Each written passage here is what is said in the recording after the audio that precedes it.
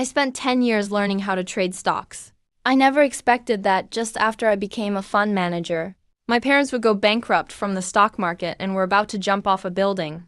But seeing this scene, not only was I not afraid, but I actually burst out laughing. Because this day, I've waited over 20 years for it. But at that moment, seeing my crazy reaction, my colleagues all thought I went mad from the shock of my parents jumping. But what they didn't know was, the person I am now is not the person from just now, but someone from 20 years in the future.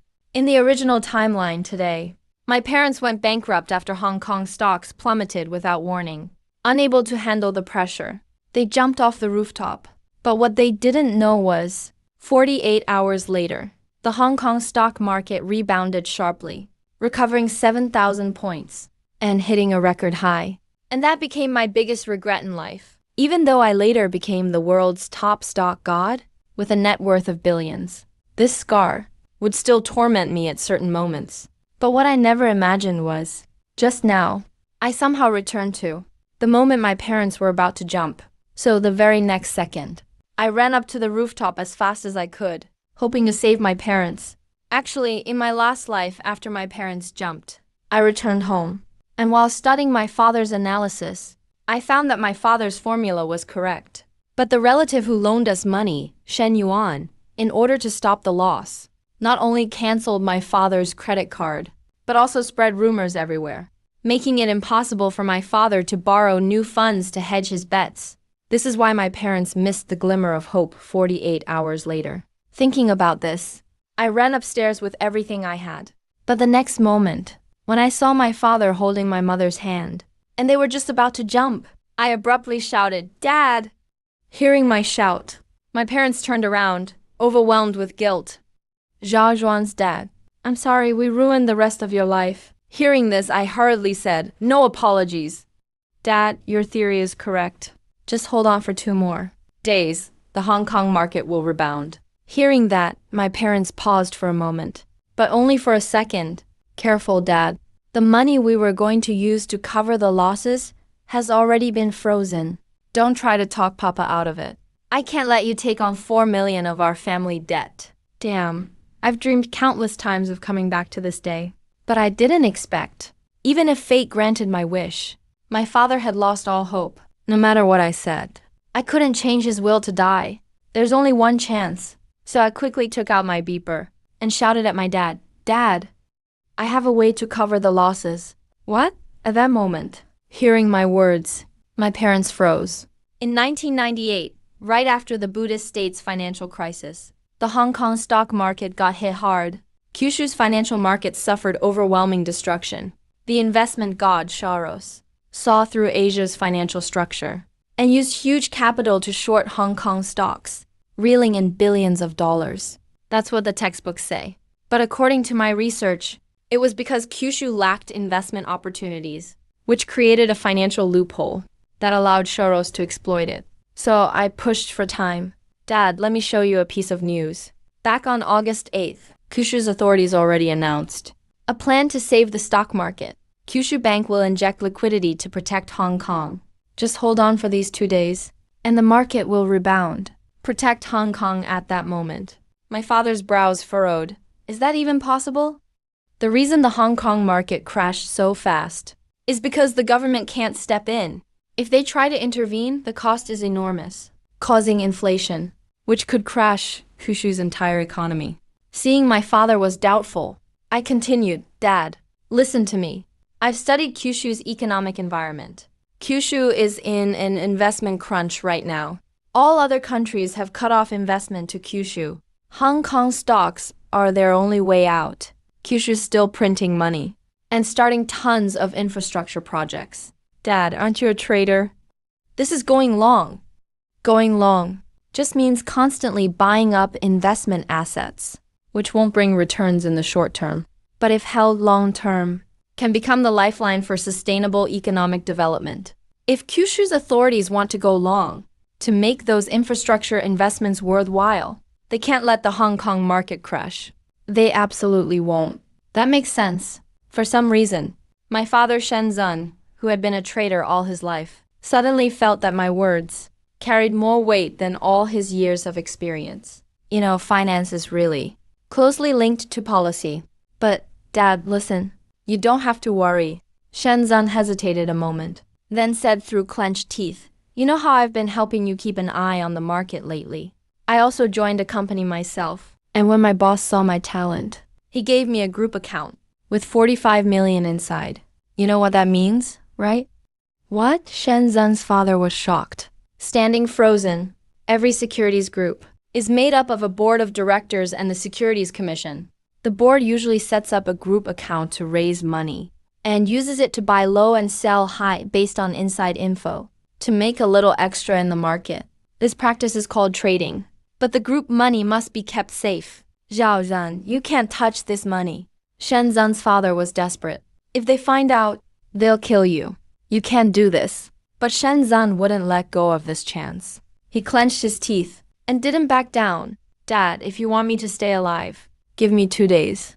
Let me use your personal account so I can turn this around. Is that even possible? As of today, Shenzhen's father has lost 2 million in total and still needs 4.5 million more to cover. But if Shenzhen touches the group fund and loses, we're talking about a lot more than 4.5 million. Seeing Shenzhen's steely, determined look, Father Shen knew he was serious. Left with no choice, he and Mother Shen left the rooftop, his hands shaking, as he gave Shenzhen his personal account number and documents. Zhao Zhan, if you lose, I'll jump with you, Shenzhen replied coldly. We won't lose. In his last life, after becoming a financial tycoon, Shenzhen once said something famous. In the financial markets, there is only one chance. No matter how much you know, no matter how decisive you are, if you miss that one chance, you can lose everything in a second. Do you believe in your own theory? A gamble where you could win and become incredibly rich, or lose and wind up completely ruined and homeless. Countless people lost in the stock market cling to the belief that they can't lose, betting everything he had. How many people will end up empty-handed? Shenzhen left in a hurry, watching his determined back. The Shen family was devastated. It's all your fault. Our son's life is on the line. You old bastard. Shen's mother had a complete mental breakdown. She collapsed to the ground on her knees. Inside Yuanhao Securities Group, Shenzhen hurried back to his desk right away. Director Iwan saw Shenzhen return, looked at him with shock and contempt. Dao's didn't jump ship after all. Millions in net worth all lost in there. And still thinking about a comeback. Might as well just die. Under his urging, all the employees returned to their desks. But Awan saw Shenzhen operating intensely with nerves on edge. Wait, does his family still have money in their account? Iwan asked, surprised. In front of the digital computer, Shenzhen forced himself to calm down. He took a deep breath. After opening the company account, he quickly input his father's personal account. Amid complex operations, transferred 4.5 million from the company account. Is this 4.5 million? Finance is just gambling. It's a game with no way back. Even though Shenzhen knew the Hong Kong stock market would rebound in 2 days, he was still so nervous he broke into a sweat. Iwan kept watching him from a distance, relying on his years of securities experience. He was sure Shenzhen was averaging down, but Shenzhen kept operating.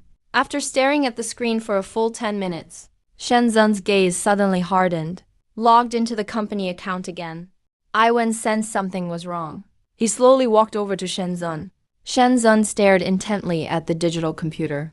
A bold idea rose in his heart. The most captivating part of leveraged finance games is constantly increasing leverage and letting profits grow geometrically. All 40 million, put it in now. Tapped the keyboard twice. Shenzhen watched with wide eyes. As the 45 million in the company account was wiped out, he let out a long breath, remembering the thrill when he once bet everything in his past life. A wild thought surged in his mind. There's only one shot at this. As long as I tough it out, get through these 2 days, I can definitely buy the bottom. Charles took a huge chunk out of him. After transferring the funds, Shenzhen logged out of both accounts immediately and quickly ran out of the company. Even if Iwan was an idiot by now, he'd know Shenzhen was escaping in guilt. Damn, what the hell did this kid just do? Did he embezzle public funds? Iwan just couldn't figure it out. After all, Shenzhen didn't have access to company funds. But in this era, digital computers didn't have the function to delete file records. When Iwan checked, the two transfers nearly made his legs give out. He almost collapsed to the floor. What? He actually touched President Yang's account. All night long, Shenzhen ran frantically through the streets of Beihai City. He knew the chairman of Wanhao Securities, Yang Dong, was after him, wishing he could skin him alive. But that still wasn't enough. In a hurry, he went to a shop. Shenzhen calmed down and borrowed some A4 paper and wrote a 2,000-word thesis, sent it to Yuanhao Securities Group chairman's office. Afterwards, he called his childhood friend's landline. Zhaozan, are you trying to get yourself killed? Did you touch President Yang's money? Because he had announced to his childhood friend through his beeper earlier, Wang Yu had been waiting for a long time, and immediately greeted him with a curse. Wang Yu's father is the business partner of Yuanhao Securities Group's chairman, Yang Dong. Back in the day, he was also the one who helped him join Yuanhao Securities Group. Sorry, Shenzhen said guiltily. Bro, I'm putting you in a tough spot this time. Don't say that. Wang Yu and Shenzhen grew up together like brothers. Their friendship is as deep as family. Bro, do you have any money on you? Any place to stay? Let me give you an address. Go hide out there first. Hearing these words, Shenzhen felt a warmth in his heart. Back in his hardest days in his past life, Wang Yu basically took care of all his daily needs. He knew this rich second generation really didn't care about money or fame, only cared about their brotherly bond. Ayao, I want to borrow some money from you. Cut the crap. Wasn't I just about to lend you money? Wang Yu cursed. It's not a huge sum left in my account. Shenzhen's eyes shone like a hunter's, with a golden gleam. Bro, I know. Your dad left you 5 million in inheritance and a house. If you mortgage that house, you can probably get 7 million worth. Lend me the whole 12 million. What? Wang Yu was stunned? How am I supposed to get that together? I don't even have 1.2 million in my account. Trust me, Shenzhen knew he had no time to explain. He emphasized that after this time. I'll guarantee your wealth for life. I'm hanging up now. Wait for my call tomorrow. Hello? Bang! Before Wang Yu could reply, Shenzhen hung up the phone, then immediately called Yang Dong's office. At this moment, inside Yang Dong's office, a restless middle-aged man was waiting with a renowned economist. He picked up the phone. Bang! Shenzhen! You actually dared to touch my money.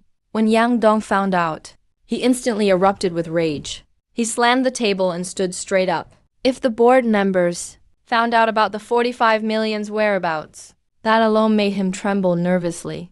This money can never see the light of day. President Yang, when you gave me the account, there was only 20 million inside. I made it grow to 45 million for you. Yang Dong's bloodshot eyes glared. We had 200 million from the board backing you up, and gave you some insider info. What makes you think you could talk about earning 20 million profit? Yang Dong was spitting facts. In reality, this money, any half-decent trader could make that much, with some professional knowledge. But I'm offering you a shot at multiplying your net worth by 10. Shenzhen's coldest voice came through the line. Just don't meddle with me for 48 hours. Give me 48 hours. You're insane. Yang Dong was so angry he was about to explode, and sat back in his chair with a headache. You're investing in Hong Kong stocks. Why didn't you choose Japanese stocks instead? This idiot, if Shenzhen invested in Japanese stocks, even if there was a loss, Yang Dong could still help the board recover over 10 million. But given the current state of HK stocks, he was likely going to lose everything. I've already sent you my thesis summary. This is a once-in-a-lifetime chance for you. Go to hell. Yang Dong hung up the phone and started cursing. I'll have you dead in 24 hours. Through something in the lonely office, Yang Dong held his head in despair. There was a fax laid out on the desk. He had absolutely no interest in looking at this useless thing. Take it and have a look. Irritated, Yang Dong grabbed the fax and tossed it to the economist next to him, Professor Zhang Kang from Cambridge School of Economics. Mr. Yang, don't worry. With me here, you'll at least be able to recover your costs. Zhang Kang stood up and said. However, after carefully reading through the fax, his eyes widened more and more. His emotions fluctuated like he was riding a roller coaster. He was completely shocked. How is it? Yang Dong took a sip of water, trying to calm himself down. After thinking it over for a moment, Jiang Kang just stared fixedly at Yang Dong. He gulped. You should increase your position by 200 million. Theft Yang Dong even spat out his water. Crazy, everyone here is crazy. Yang Dong felt like he was trapped in a nightmare. Mr. Yang, I'm really not joking. Around, please take a look first. Jiang Kang hurriedly handed the facts back to Yang Dong. At this moment, upon hearing the word interrogate, Yang Dong almost hoped to invite the king of hell up here, to have him interrogate and take people down to the 18th level of hell. Making him read this summary paper was definitely an extremely difficult task. The next 10 years. Jujo Economic Report. Shen Su, author. Pretty damn bold. Yang Dong cursed. As a member of the group board, Yang Dong was once a big shot who handled billions in funds. He'd seen all sorts of ups and downs. But after reading this paper, his eyes froze for a moment. Then he read through it again. In the paper summary, Shen Su perfectly pointed out Jujo's market rescue policy and concluded this was a once-in-a-century opportunity. Mr. Zhang, what's your opinion? Yang Dong snapped back to his senses, unable to decide at that moment. This summary surpassed countless long papers and K-line charts. Frowning deeply, He said, "Is this really something written?" by a young man in his early 20s? I truly can't believe it. This is the work of some young kid? This is absolutely at an academician's level. A cad, even in the 90s, a professor was. Someone who could make big shots like Yang Dong come and go as they pleased. What kind of concept is that? He'd never even seen that before. Mr. Zhang, do you really mean we should keep betting?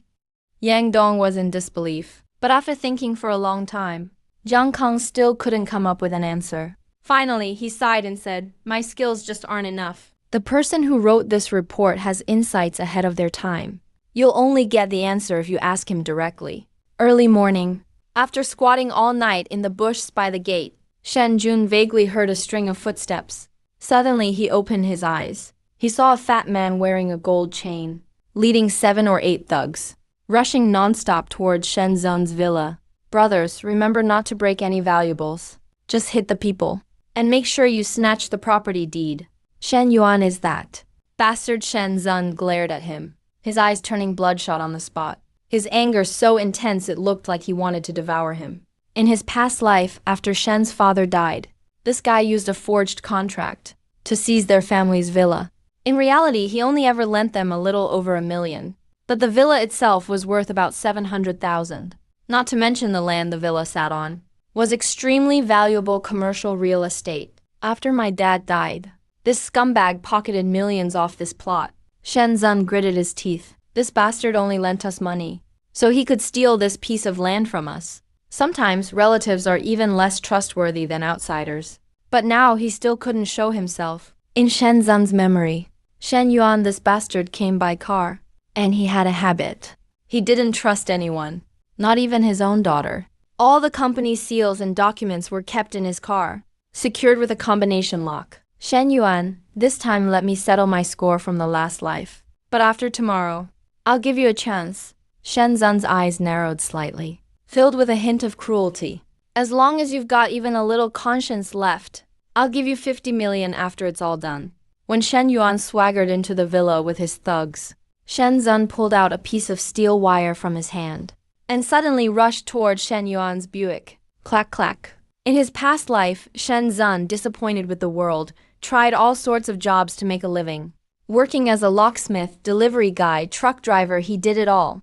You could say all these experiences from the bottom Had merged into his blood. becoming his survival skills. With a crisp snap, Shen Zun used just a single piece of wire to pop open Shen Yuan's car door. What he saw was an iron box secured with a combination lock. Shen Zun chuckled, but then noticed a young girl in the back seat watching him. Cousin Shen Zun sucked in a breath of cold air. This was a graceful beauty, dressed in a green floral dress. She stood about 1.7 meters tall, with long flowing hair and bright, starry eyes. Her skin was as pale as milk, and she had a refreshing elegance that's hard to put into words. Sis Kian, I've got something going on. I'm afraid I'll have to trouble you this time. Shen Zun sat in the driver's seat with a sigh. Cousin Shen Qiang was stunned for a moment, then nudged Shen Zun. Why are you doing this? If my dad finds out you're driving his car, you're dead. Bullshit. He wouldn't dare kill me. Shen Zun scoffed. All he ever does is talk. Shen Qian was rooted in place, somehow feeling that her cousin seemed a bit different today. Shen Zun used to be withdrawn and quiet, only interested in studying finance. But today, not only was he bold, he even had a certain manliness about him. Sis Qian, I'll drive you home. Actually, never mind, let's go to your mom's place. Your mom's up in Beihai. Without further discussion, Shen Zun quickly shut the car door, started the Buick, and pulled out. Shen Qian watched Shen Zun in utter astonishment. Cousin, didn't uncle lend our family money? Aren't I just here to make some for us now? Shen Zun tapped the iron box. No way, Shen Qian protested. Even I'm scared of that combination. Just as Shen Qian finished speaking, she watched as Shen Zun casually reached out and pressed 44 south. The box instantly popped open. How did you know?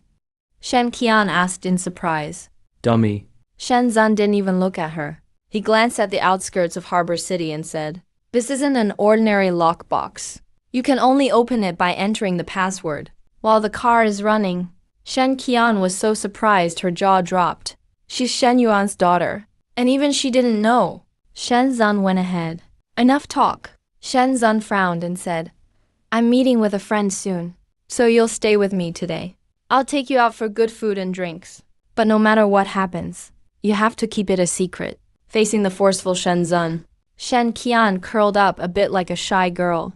She stared intently at Shen Zun's profile. Not long after, in the new district of Harbor City, Ayao, how are things on your end? Shen Zun arrived at a secluded public phone booth. He got through to Wang Yu. But suddenly a sneaky voice came from behind. Why are you here again? Can you be more careful when making calls here? Shen Zun turned around with annoyance. He saw a tall man in a baseball cap, holding a brick phone and approaching him. He said this number belongs to the brick phone. Shen Zun asked in surprise. No kidding, the guy cursed. Didn't my dad tell me to keep a low profile? Told me not to tell anyone. But I can tell you this. Whatever you do not put this money in the stock market. I'm going to invest it in the stock market. Shen Zun said bluntly. Are you out of your mind? Wang Yu glared at him, then couldn't help scanning the surroundings. He hunched over and said, Bro. I'm not joking with you. I can't come up with that much money. This cash was forced out of my dad's finance department. I'm going to lay low for a while. How much is there? Shen Zun asked quickly. More than 8 million. Wang Yu went pale. He said I slipped my dad a few sleeping pills. By the time he wakes up, he'll definitely tie me up alive. That's loyalty. Not as much as we hoped, but 8 million is still half of Shen Zun's plan fulfilled. And looking behind Wang Yu was his dad's Mercedes. Shen Zun patted him on the shoulder and went to the trunk to get the money. He said, You can't run. I still need your help with something. What is it, bro? Are you really trying to get me killed? My dad will absolutely kill me. Wang Yu punched Shen Zun, but Shen Zun didn't hesitate and grabbed 2 travel bags full of cash from the trunk. He spoke coldly. Relax. No matter what, you're still his real son. I'm going big this time. If this works out, the money we make will let us live it up for the rest of our lives. We have just over 30 hours now. Help me find a few accountants. Take a couple of grand to set up a shell company. Open a securities account through it. Today I'm getting 5 million together. We'll split these 13 million plus and wire them in batches into those company accounts. Wang Yu stared right at Shen Zun. He suddenly felt that his childhood friend was becoming a stranger. Bro, to be real with you, if I don't get this 8 million back, my dad could go bankrupt. Wang Yu, trembling, laid out his family's finances. Afraid of failure. That's all the cash flow we have. No way, Shen Zun grabbed Wang Yu and said, Come with me. Let's get to work first. I'll call your dad in a bit and send him a big gift. Changping Village, Beihai City. A well-dressed middle-aged man in gold-rimmed glasses was searching everywhere for Shen Zun's parents. Finally, with the driver's help, he found Shen's dad in a rural house, devastated and heartbroken with old Wang. This man was Wang Yu's father. What made Shen's parents despair was hearing that Wang Yu for Shenzhen had scammed away 8 million. Such a sin. Shen's mom was sobbing her heart out, constantly hitting Shen's dad's shoulder. Why did I marry a man like you? How can I ever face the Wang family now? How can I face my own son? Sis-in-law, stop crying. Although Wang Fu looked awful too. He managed to stay calm. Instead, he comforted them. My good-for-nothing son actually drugged his old man. Sigh, I knew this day would come. Old Wang, Shen's dad, was in tears. Wang Fu looked at Shen in tears and said, "Don't cry. We're comrades after all." But after calming down, Wang Fu felt something was off. Your brother, Shen Yan, already called the police. Seems like your daughter was taken away by Zhao Zhan too. But Zhao Zhan doesn't seem like the crazy type. What do you think, old Shen? Is that formula you developed really reliable? It is, Shen firmly replied. Sigh, Wang Fu sighed. If only my idiot son had a tenth of Xiao Chen's guts, I wouldn't worry my whole life. Compared to Shen's dad, Wang Fu could handle crisis better. He looked at Shen hesitantly and murmured, Old Shen, do you think Zhao Zhan's just acting out? I just got a call from that brat. Zhao Zhan told me give him one day he'd win the money back. He also told me to buy some oil. Said the authorities would come to borrow money from me. Have you heard anything about that? Oil futures. Shen furrowed his brows. In the stock market structure, based on copying the bond market in the US, oil-based futures contracts emerged only in the 90s. What Zhao Zhan means is, even if the authorities move to rescue the market, they won't just print money. They might raise funds from oil futures in private hands and quietly siphon off some. Shen stroked his chin. Wang Fu didn't get it. Wouldn't that be a big loss? Just giving it away for nothing? Shen tried to stay calm. Well, for now, only people inside the system can buy treasury bonds, right? My guess is the authorities will swap them for bonds. A lot of bonds. You can leave those bonds for Zhao Yu, or use them as your company's credit guarantee. Both are good options. No way, for real. Hearing Shen's bold prediction, Wang Fu was dazed. He had no idea how things would really play out. But the older, the wiser. As a real estate CEO, there's no way Wang Fu would go bankrupt from a little cash flow problem. He just didn't tell that disappointing son of his, "Oh Shen, I still have 2 million in my account. Originally it was to help you out, but that's still not enough to cover your position. Look, the board's old-timers are definitely going to give me trouble this time.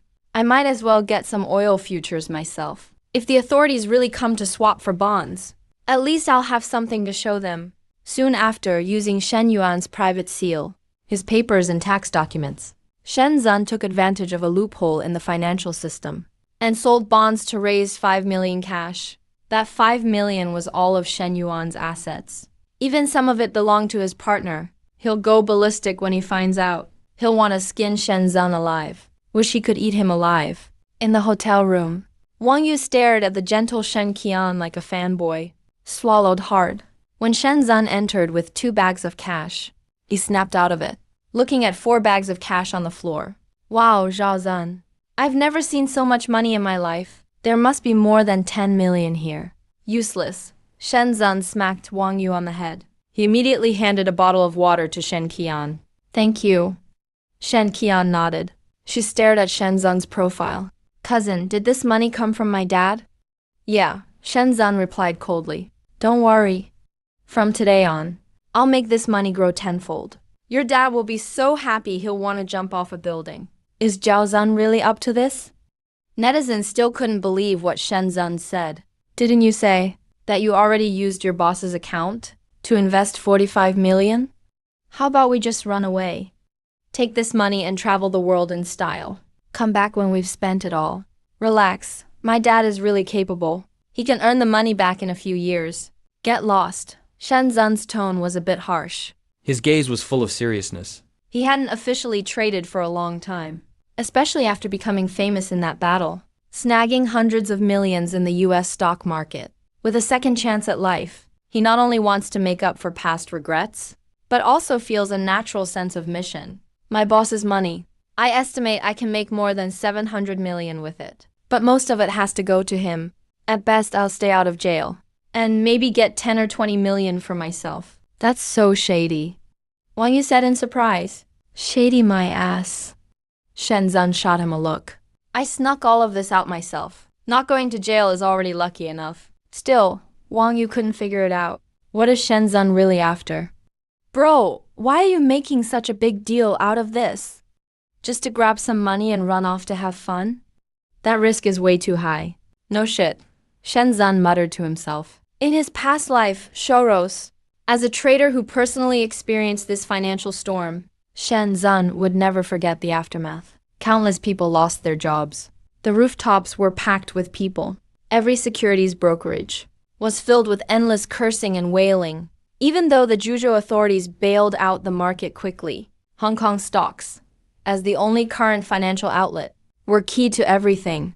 If not a single yuan flowed into foreign hands, thousands would still lose their jobs or even jump off buildings. Zhao Zan, just tell us what to do. Wang Yu leaned back and stretched out on the bed.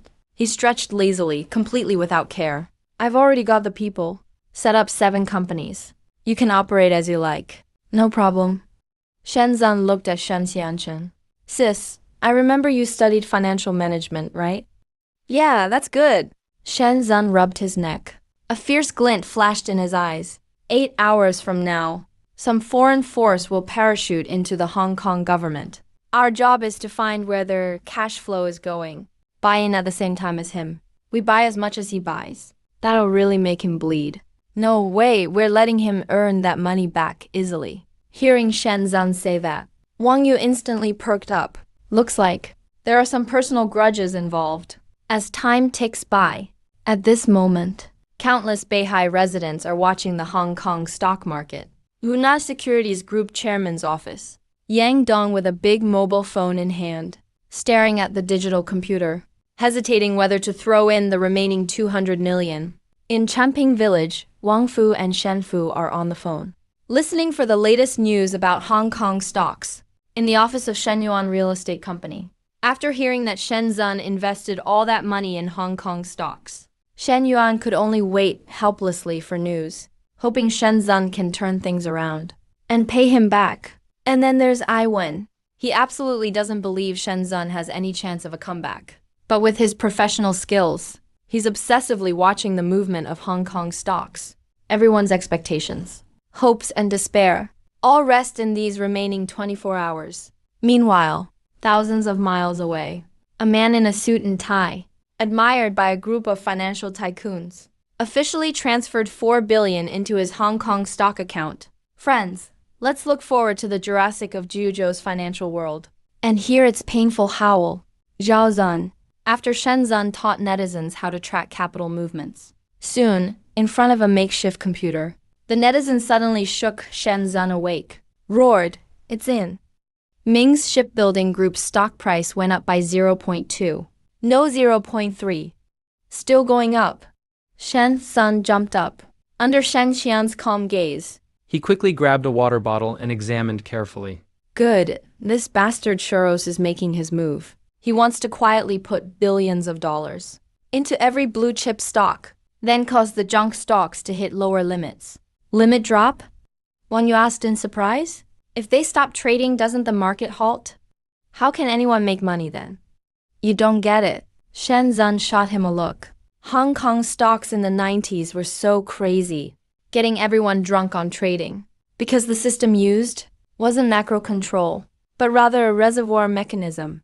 In a reservoir, it's hard to tell which are blue chips and which are junk stocks. When the market is hot, every stock floats up, but eventually the dam will burst. When junk stocks can't rise anymore, the money really in blue chip stocks will keep the market running.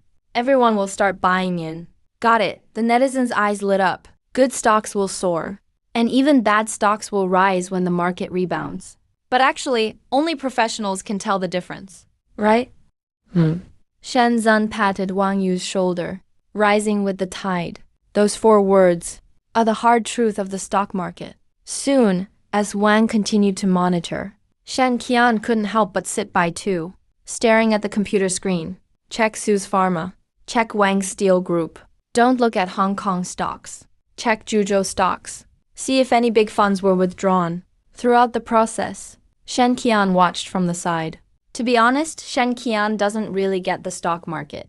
But strangely, coming from Shen Zun's mouth, he already recited dozens of names. The companies these names stand for can't be told by the naked eye, whether they're blue chips or junk stocks. But Shen Zun could spot every odd move of funds and record them perfectly. The other side has a good setup. Shen Zun said excitedly, "Hey you, put money in those 7 companies. Spread it out. Qian, you handle the books for these companies. Buy according to our blue chip list, one by one."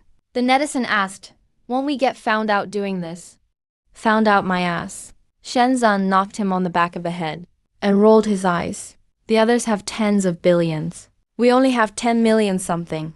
You think everyone is a calculator? If they can spot that." But at that moment, Wang asked the crucial question, "Your boss is 45 million. Where did you invest it?" "Hey," suddenly, Shen Zun's face showed endless scheming and mischief. He whispered coldly, "You'll see once he gets burned." After Wang left, Shen Qian scrambled to make phone calls and keep the books, looking all flustered. "Can you handle it, Qian?" Shen Zun came over and asked. "Not enough funds." To make it easier, Shen Qian exposed her long legs. They were sitting less than 10 centimeters apart. A whiff of perfume drifted right under Shen Zun's nose. Shen Zun was stunned. He never noticed before, but now he was shocked to see just how beautiful she is. He never noticed in the past. "She's really gorgeous." It's fine. I'm done." Shen Qian handed over a stack of papers. Tearing off paper what?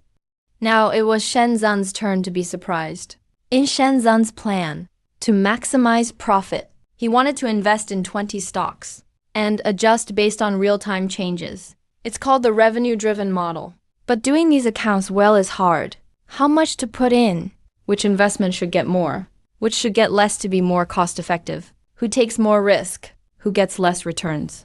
These ways to calculate in financial theory aren't exactly secrets, but they do require extreme judgment, experience, and money. Shen Zun often talks about computing power, the brain's calculation ability.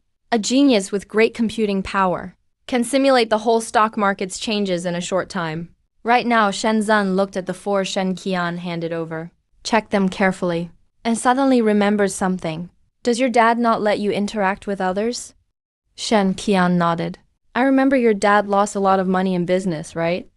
"Yeah." Shen Qian looked directly at Shen Zun. "So all your family's money was earned back through your investment?" Hearing that, Shen Qian hesitated a bit, then nodded. Her cheeks flushed. He never expected it. A true genius was right by his side. What does Shen Qian's talent mean? Top-level computing power. Almost supercomputer-level prediction and insight. Once these abilities are used on the stock market, the results will be terrifying. Making a few billion for Shen Zun. Even tens of billions is no big deal. All right, got it. Shen Zun held back his excitement, kept his cool.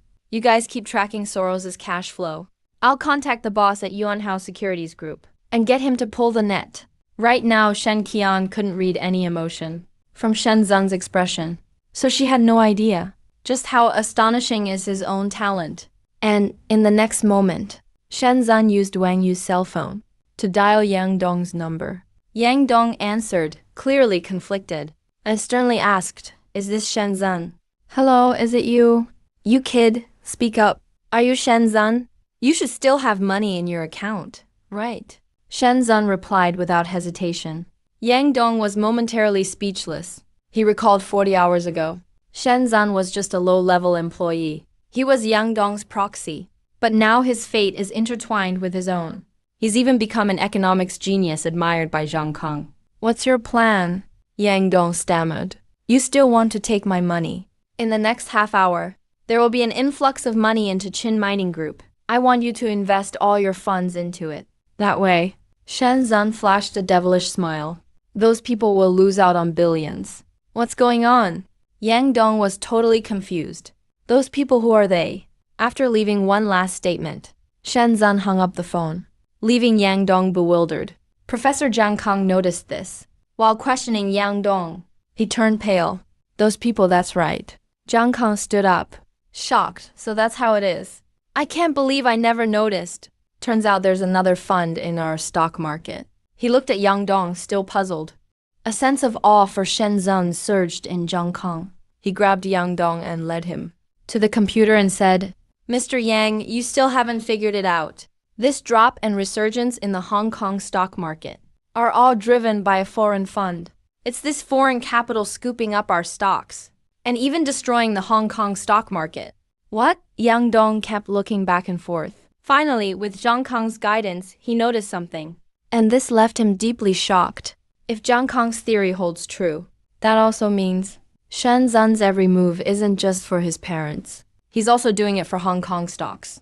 He's protecting the Hong Kong stock market, trying to recover some costs from the enemy, and keep these funds in local hands. Really, each generation produces new talent. Zhang Kang was excited. His face flushed. He waved his hands with joy. With such a young talent, it's the fortune of our Hong Kong city. Mr. Yang, may I ask which district this young Shen Zun is from? I'll find someone right away. No. Make the call now to arrange it. Let him join Hong Kong City's economic department in a top position. Yang Dong was still stunned. He remained dazed for a moment, then remembered that he's not from Hong Kong. He came from the mainland. Seems like he's from Beihai. Meanwhile, back at the hotel, with Shen Zun continuously operating, Shen Qian successfully split over 10 million funds without anyone noticing and spread it across various blue-chip stocks. At the same time, a private group account also injected 200 million into the blue-chip stock named Qin Mining Group. Xiao Xuan, a netizen, peered at the screen confused. You're having your boss invest all the money in this group. Why? Do you know the executives? Shen Zun shook his head. So why then? The netizen asked, surprised. You have to understand, Shen Zun's actions will make Qin Mining Group one of the biggest winners. And this winner isn't even Shen Zun's ally. It's like winning the lottery. But Shen Zun's eyes were filled with calm worry. He murmured, using this event To establish a solid blue-chip stock for the mainland will benefit Hong Kong's stock stability even more. What? The netizen couldn't understand the terminology. Shen Qian, beside him, was a bit confused. The mainland stock market is worlds apart from Hong Kong. To put it bluntly, even if the mainland has a lot of capital, it'll never reach Hong Kong's scale of becoming Asia's financial center. Why does Shen Zun care so much about the mainland? Not long after, the netizen pointed at the digital computer, amazed.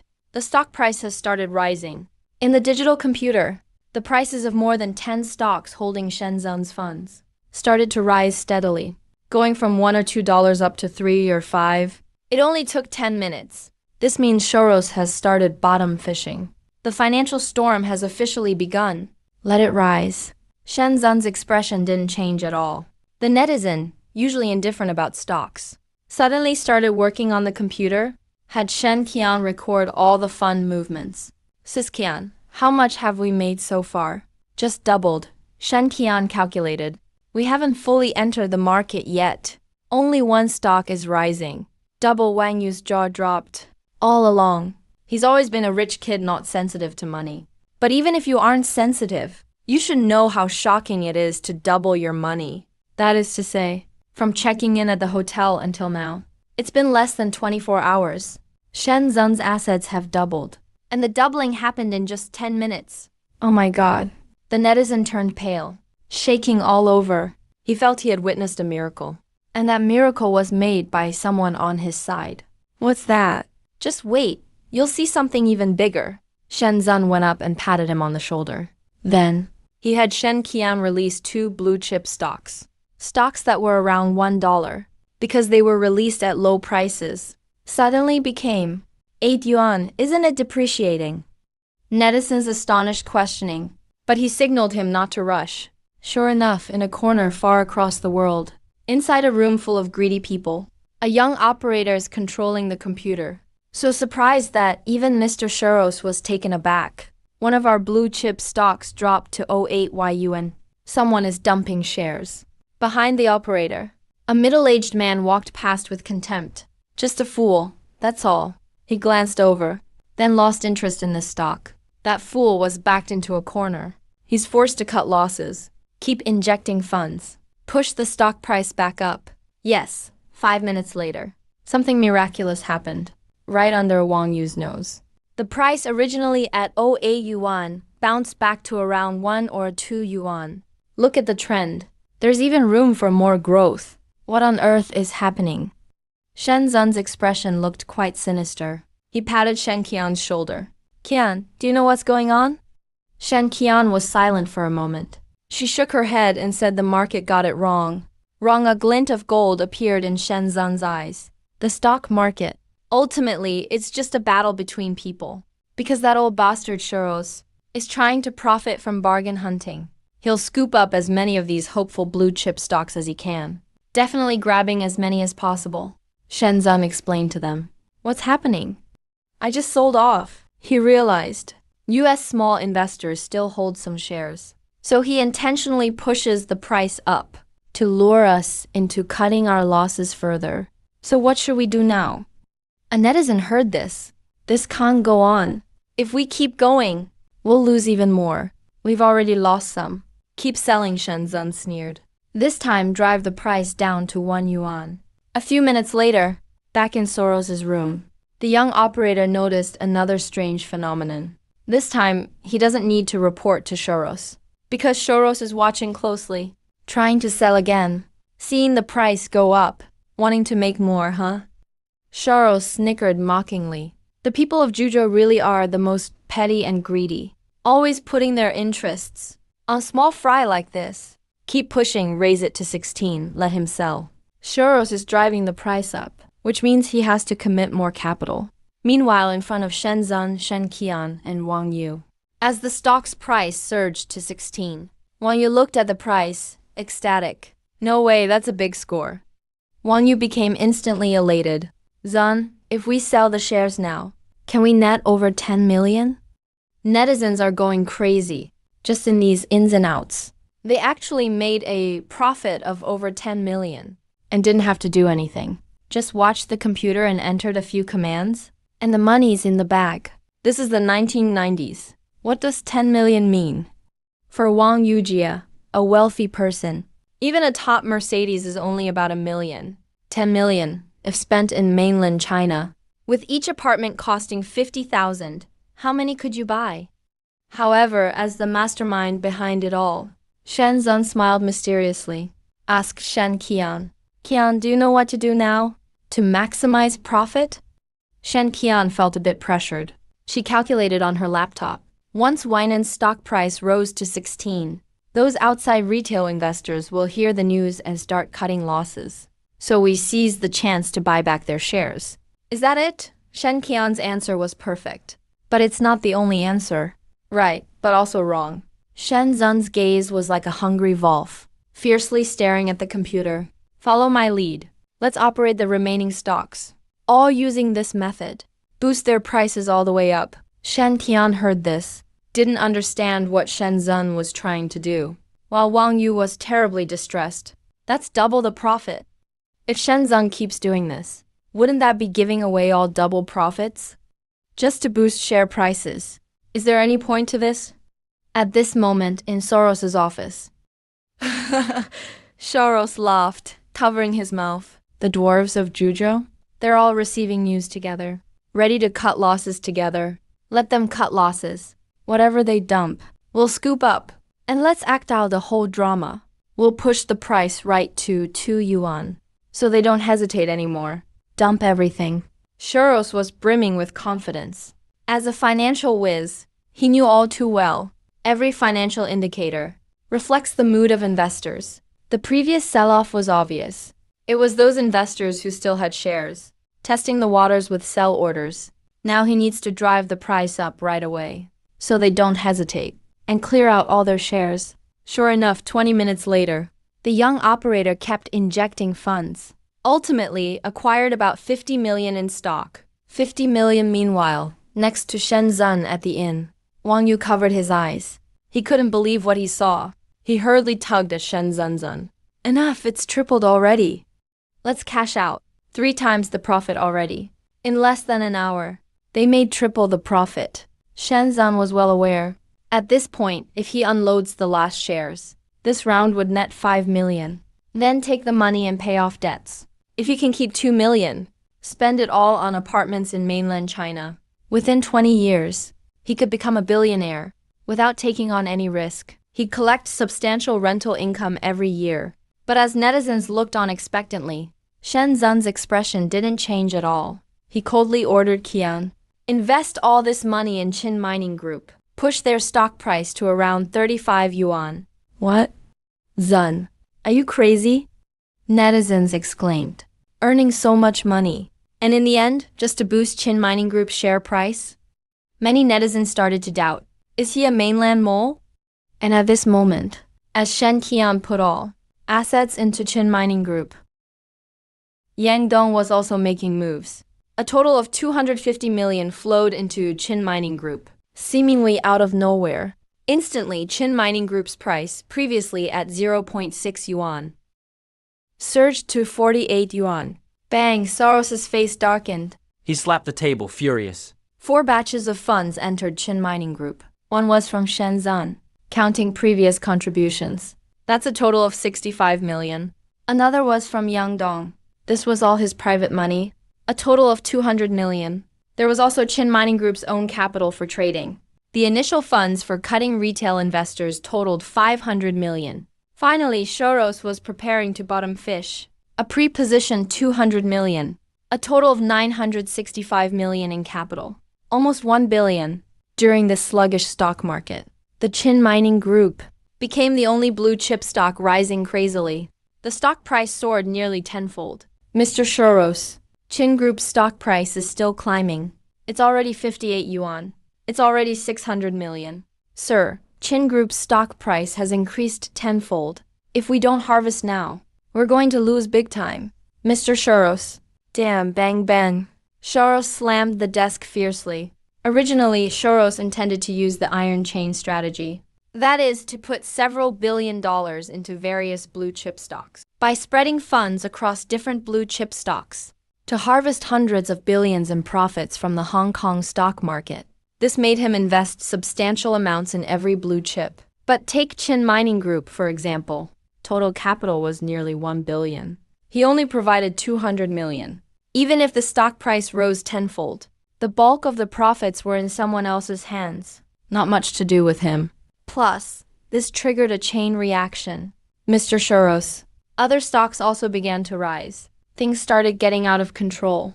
Mr. Soros. Another stock has jumped to 3. The Hang Seng Index has surpassed 3,500. Bang, bang, bang. The sound of knocking filled the office. At that moment, he realized clearly he was played. And played badly. Qin Mining Group? He silently repeated the name. His face turned deep purple. It was hard to imagine that in this world, there was actually someone who understood the market as well as he did. Maybe even better. This guy disguised himself as a retail investor, saw through my loneliness, lured me into the trap. He suddenly felt dizzy and disoriented. He actually messed up here. As someone incredibly smart, he emptied British finances in the 1970s, harvested profits from the 4 Asian tigers throughout the 1980s, created tens of billions in profits. He had never lost to anyone, much less expected that he'd be toyed with in the stock market, and that this kid was just a trader for a corporate group. Since he could understand these mechanisms, it meant he could, like me, harvest a country's stock market. But why? He couldn't figure it out, with the operator urging him. He stopped waiting, coldly said, "Start. Oh, and call for me. Ask who's the trader behind Qin Mining Group in Kyushu." The hotel saw continued stock market gains. Only Shen Zun held Qin Mining Group. All 3 showed different expressions. Wang Yu seemed a bit frustrated. After all, he felt, Shen Zun just lost the chance to earn almost 50 million. That was easy money, with almost no risk.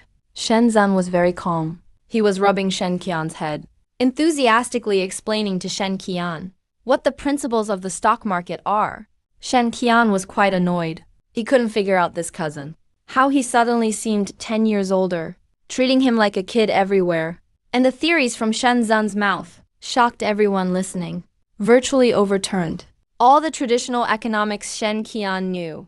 And not long after, as Shen Zun turned on the TV, On the financial channel in Hong Kong, a handsome host appeared sweating in front of the camera, excitedly saying, "Citizens, after 1.5 hours of stock market volatility, the Hang Seng Index has broken through 4,000 points."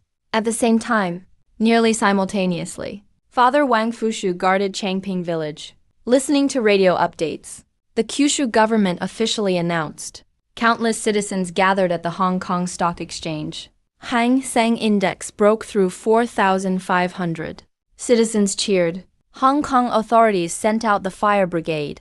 Chin Mining Group injected 2 billion into the Kyushu government. Shares were impossible to get. Hang Seng Index kept climbing, about to break through the 6,000 mark. And at this moment, Wang Yu felt as dizzy as the other citizens, nervously watching the TV. He could hear upstairs and downstairs citizens shouting in amazement and sharing the same expectation.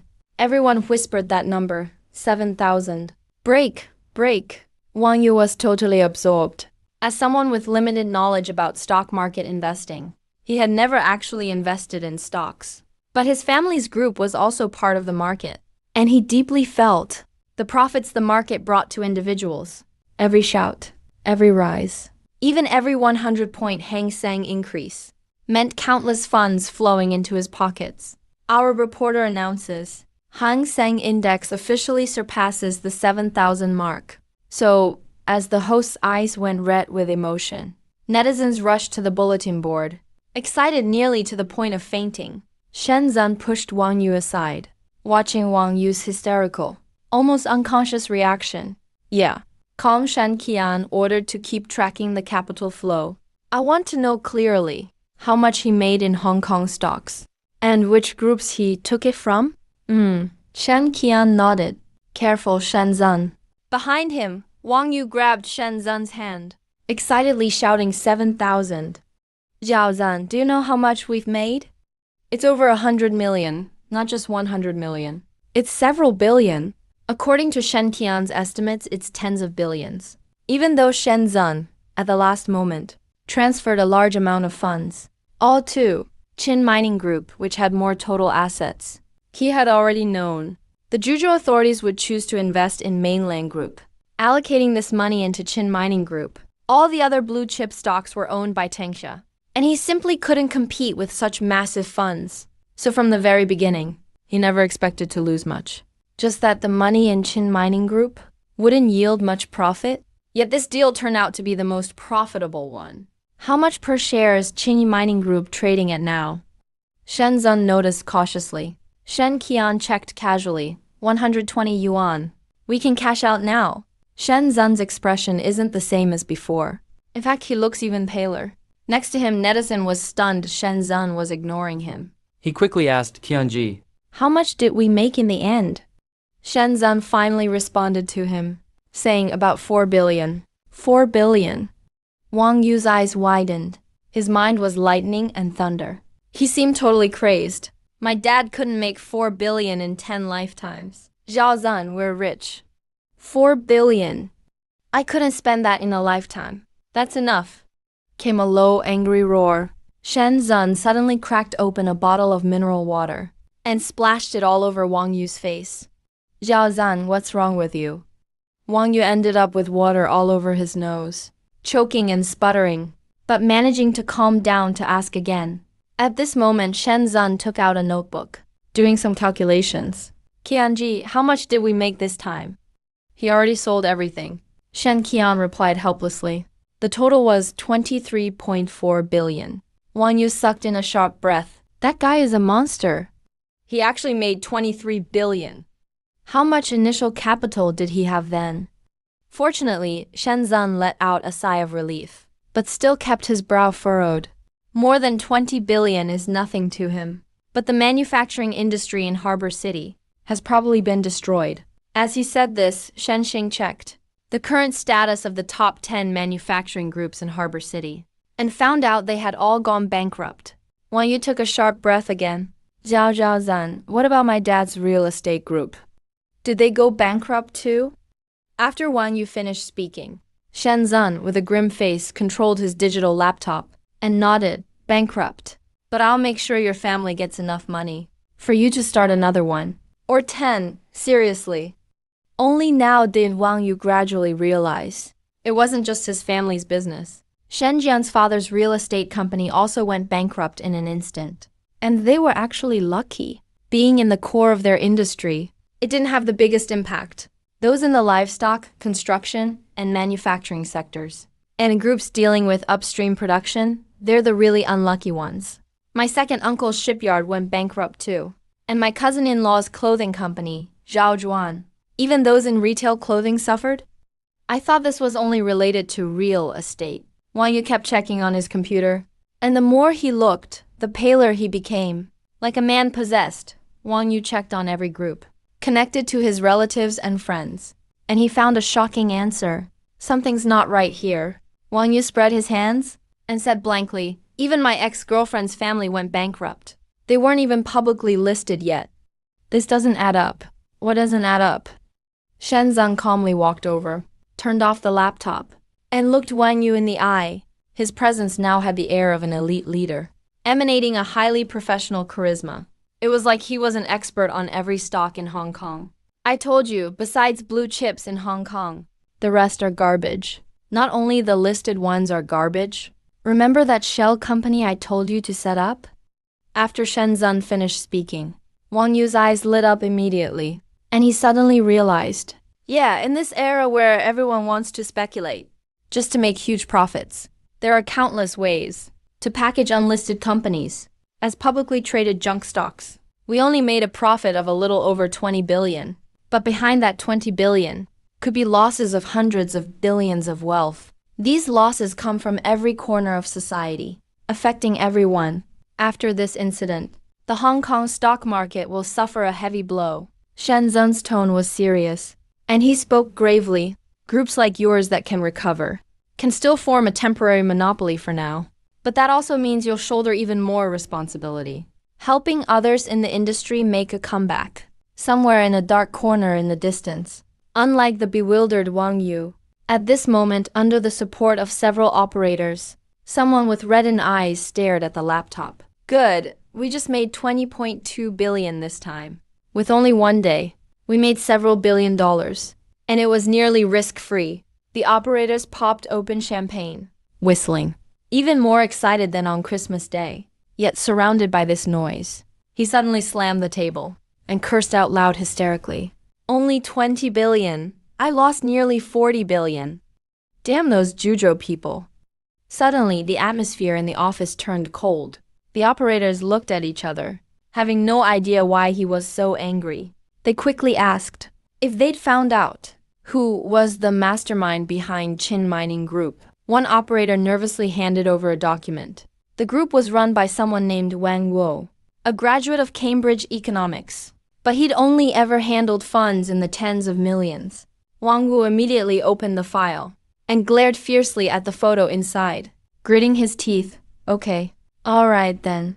The Juzhou financial experts felt humiliated because they couldn't believe someone who graduated from Cambridge Economics, just an ordinary Juzhou student, could cause him such a huge loss. Other PhDs and academic fellows all looked up to him as a true financial guru. Their earlier battle in Hong Kong stocks fully proved that his opponent was one of the brightest minds in the world. Yet, it turned out to be just an ordinary student who had never handled more than 10 million at once, never even managed assets over $1 billion. Contact the Federal Financial Department immediately and recruit this person. Fuming with anger, he muttered, I want to see how he broke through my setup in Hong Kong. But Wang Wu had no idea that a legendary figure in the financial world had already set his sights on him, about to bring upon him a disaster so severe he'd remember it in his next life. A peaceful night in the restless Changping village. Old Shen wants something else to drink? I'll have my assistant send it over right away. Tonight we party until we drop. At the rundown edge of the village, Shen Fu and Wang Fu are hosting a banquet, inviting over 100 villagers to gather together, cheering with their wine glasses, shouting that no one goes home sober, while at the same time sobbing uncontrollably like madmen. The villagers watching this scene all think that these two might be a bit crazy. But who could have known? In just these 12 hours today, the two have experienced major ups and downs. As for Shen Fu's family, no need to say more. He was about to jump off the building, but was persuaded down from the rooftop by his son, and witnessed his own economic theory, sweeping up junk stocks in the Hong Kong stock market, turning the Shen family into billionaires. Wang Fu first went bankrupt, but he knew his son had lent over 10 million to Shenzhen. The money he can get this time, no matter what, won't be less than 1 billion. Shooting right to the top. Old Shen, I told you your son was destined for greatness. Unlike my son, who's just a total good-for-nothing. Wang Fu, already dead drunk, doesn't seem worried at all that Shen Zan would run off with the money. Because even in the previous life, after Shen Fu passed away, Wang Fu still took care of Shen Zan without hesitation. He always believed Shen Zan was no ordinary young man, and would surely achieve something great. Don't say that. My son also benefited from your Wang family's blessing. Shen Fu said guiltily. No matter what, he still put Shen Zan in danger. If his theory turned out to be wrong this time, the consequences would be unimaginable. Not just death. Just Yang Dong alone could easily make the Shen family regret being in this world. It's even possible they'd end up crippled by someone. At this very moment, he still feels a bit shaken. Meanwhile, Shen Mu hurried over from nearby, holding Wang Fu's brick phone, excited and worried as he handed it to old Wang. Your son is calling. Can you ask Zhao Zan where he is now for me? That little brat. When Wang Fu heard this, his eyes lit up, and he quickly grabbed the phone. However, just as he was about to scold Wang Yu for the sleeping pills incident and give him a good lecture, he suddenly heard Wang Yu's cry for help over the phone. Dad, something's wrong. Zhao Zan was taken away by Yang Dong. What? Wang Fu jumped to his feet, exclaiming in disbelief. All the money you guys made was stolen by that bastard Yang Dong. No, on the phone, Wang Yu sounded like he'd just been beaten up, panting heavily. We made 4 billion. Dad, Zhao Zan gave me a bank card. It has 1.5 billion in it. He said it's a reward for our family, and told you to take 1 billion to the mainland to invest in real estate. Forget all that. Dad, hurry and get someone to save Zhao Zan. I'm afraid that bastard Yang Dong will kill him. With that, Wang Yu hung up the phone. Wang Fu immediately cursed that little punk, came back to his senses, and saw Shen's father and mother looking pale. Neither of them could really handle shock. In this era, the brick phone's sound insulation isn't that great, so they probably heard most of what Wang Yu was saying. Shen's mother, who was overly agitated, was shakily begging Shen's father to please make sure to help. And then, clutching her chest, she collapsed to the ground with a thud. Meanwhile, Wang Fu's brick phone started ringing again. Wife! Shen's father anxiously hugged his wife. Wang Fu cursed angrily. Who the hell is it this time? He just picked up the call and heard a cold voice on the other end. Hello, Mr. Wang. I'm Long Shi, team leader of the Juzhou Financial Monitoring Center. May I ask if you can reach Shenzhen Financial Monitoring Center? Wang Fu's face turned instantly pale. As a successful entrepreneur, Wang Fu definitely knew the background of this organization. After all, it's 1998 now, not 1997. What people used to call the Financial Monitoring Center was basically set up to regulate the Hong Kong stock market. Everyone knows that after 97, Hong Kong stocks have been regulated by Juzhou. And to prevent chaos in the market, Juzhou basically only targeted dirty money and the unclean assets of criminals, rarely making overall plans. Now, a national-level agency is suddenly reaching out to him. If Wang Fu weren't nervous, it would be impossible. He nervously swallowed hard, steadied himself, and slowly replied. Hello, Team Leader Long. I just got a call from my son too. Zhao Zan. He was taken away by Mr. Yang from Wuhan House Securities Group. Can you help find him? Beep before Wang Fu could finish. The other side had already hung up, leaving only the bustling banquet, with Wang Fu and Shen Fu, both wearing looks of deathly silence, hurriedly calling an assistant to take Shen's mother to the hospital. Kowloon City, Hong Kong. In the darkness, Shen Zun's eyes were covered. He could hear the sound of car horns surrounding him. After the horns faded, the car arrived at a relatively quiet place. He was holding a small hand in his own. Shen Zun knew. It was his cousin Shen Qian's hand. At that moment, Shen Qian was also nervous. She quietly asked her cousin, when suddenly a bodyguard shouted, "Shut up! Watch it, or I'll kill you." Shen Zun gasped in shock. A few hours before, just after he split the money with Wang Yu, he was taken from the motel by a group of people. Originally, Shen Qian could have escaped, but unexpectedly, the young woman, in order to save him, actually revealed that she was Shen Zun's cousin.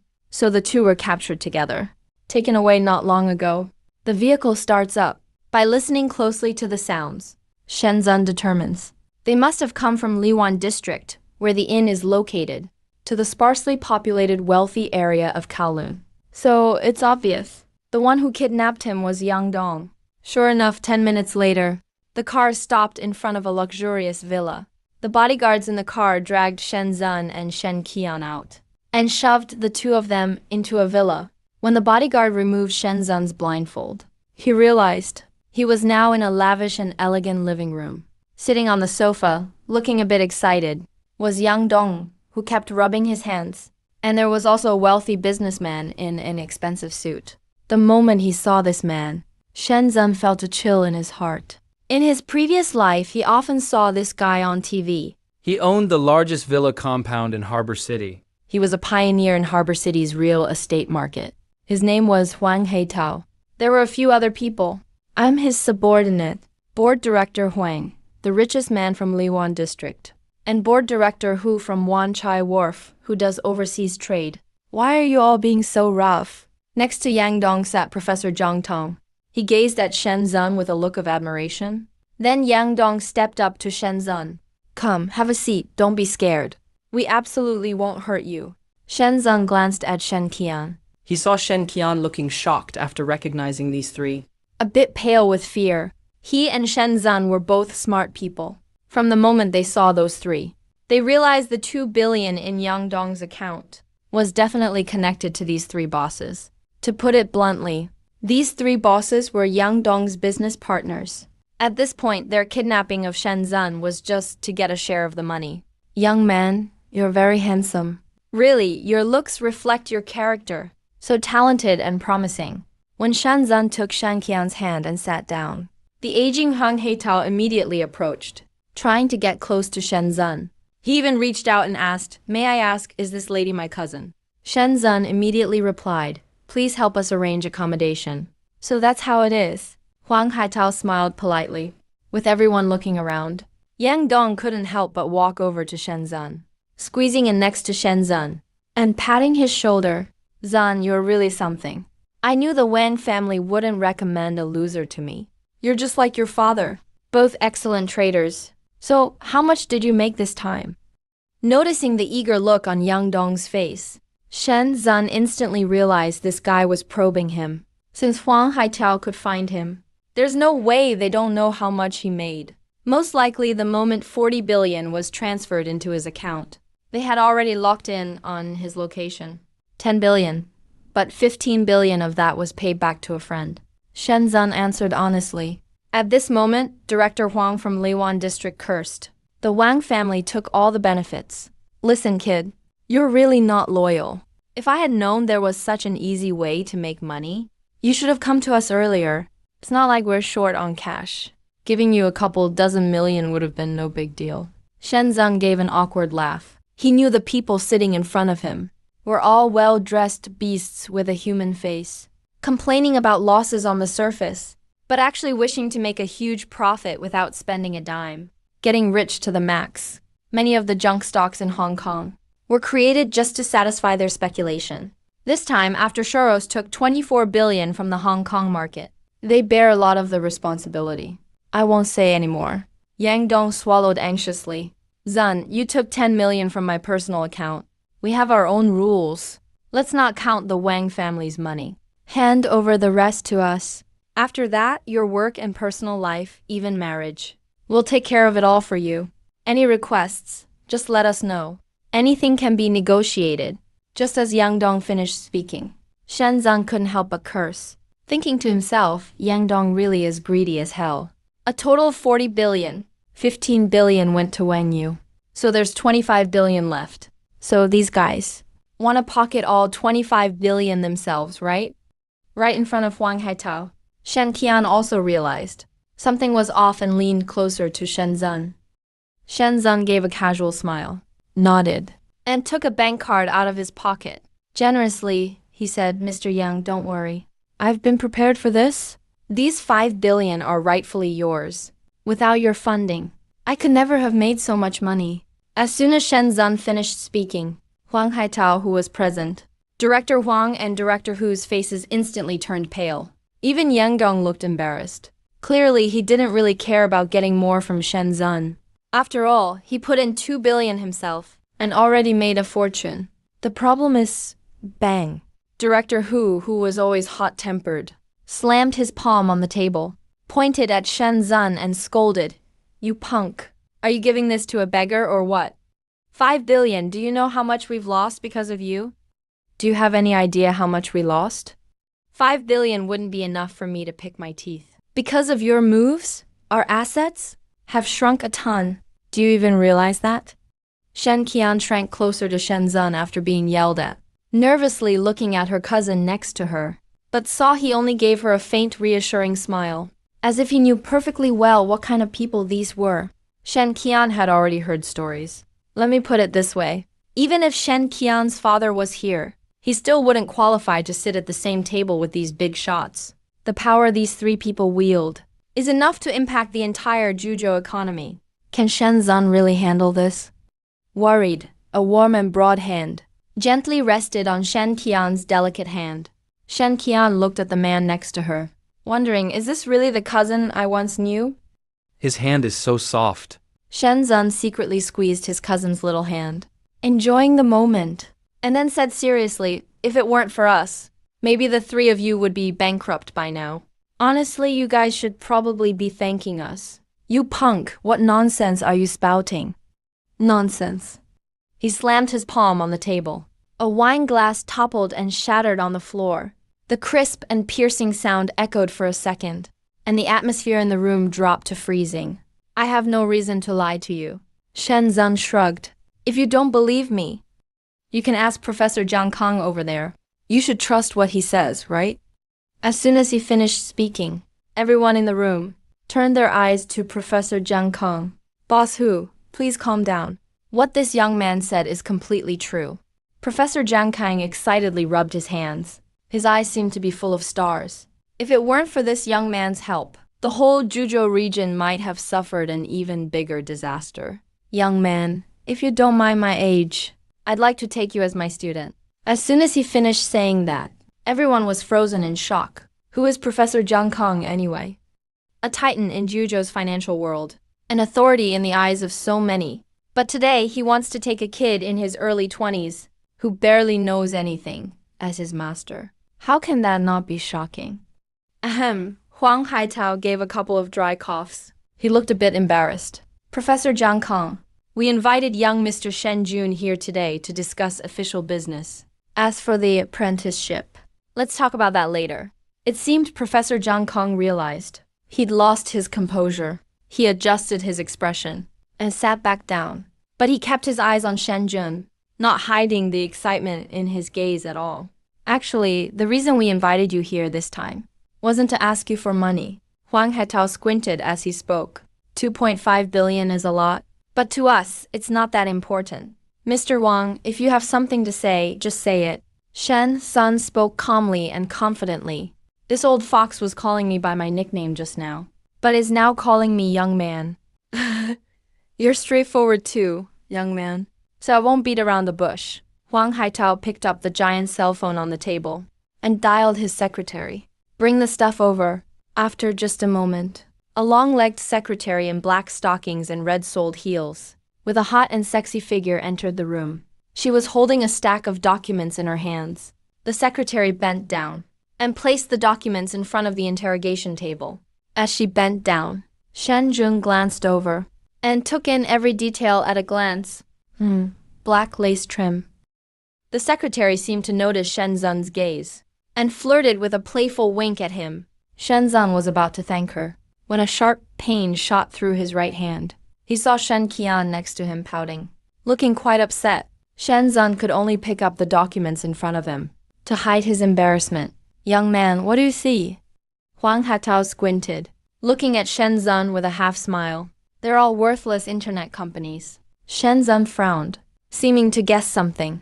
Right now they're worthless, but that might change soon. Wang Hatao took a sip of red wine. Mr. Wang wants to drive up the stock prices of these companies and sell for a good price. Shen Zun said, Old Huang, old who? You see that? It's so much easier dealing with smart people. Huang Hatao burst out laughing. That's right. These companies are all under our control. And after you shake up the market, there'll be a massive washout. Now is the best time to inflate the stock prices. It's true. The market's volatile right now, and investors are on edge. If a few strong stocks rise against the trend, they'll defy the market and surely draw everyone's attention. At that time, who knows how high these companies' stocks could go? No one can tell. Now is the best time for these speculators. Gotta admit, these guys really have a sharp nose for opportunity. So, are you willing to join us? Huang Hatao smiled kindly. As long as you're willing, I guarantee you'll have a life of luxury, and I'll let go of that 2.5 billion. Shen Xin nodded slightly, but didn't answer. If these guys really pull it off, 2.5 billion would be nothing. By then, the entire Juzhou economy might be in their hands. These guys are truly ruthless. Pump up the market value and dump it at the peak. He'd make a killing, but the whole stock market would be a mess. But if he doesn't agree to them, he and Shen Qian might not live to see tomorrow. All right, I agree to run the trades for you, but I need enough capital, and my conditions you must meet. After weighing his options, Shen Zun made his decision. So straightforward. Deal then. Huang Haichao was absolutely delighted. Come on, young man. Let me toast you first. With that, Huang Haichao downed his red wine in one go. At the same time, directors Huang and Hu and Yang Dong all finished their wine as well. Shen Qian looked at Shen Zun with concern, but he gave her a reassuring look. Shen Zun also drank his wine down. Huang Haitao clapped his hands, and plate after plate of delicious food was brought to the table. The room that was so tense just now suddenly filled with laughter and joy. After dinner, Huang Haitao put his arm around Shen Zun's shoulder and drunkenly asked, Little brother Shen, how many days will you need to push these companies' stock prices up to $10 a share? I heard your dad and the others are out looking for you. He made it very clear. Only when you meet his conditions can you leave. Shen Zun twitched his feet.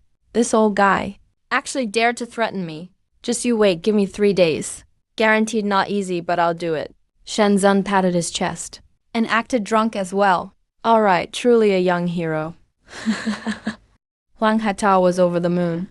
He called for the butler. Butler Liu, take this young man and the girl to the prepared bedroom. No matter what he asks for, make sure to comply. Yes, sir.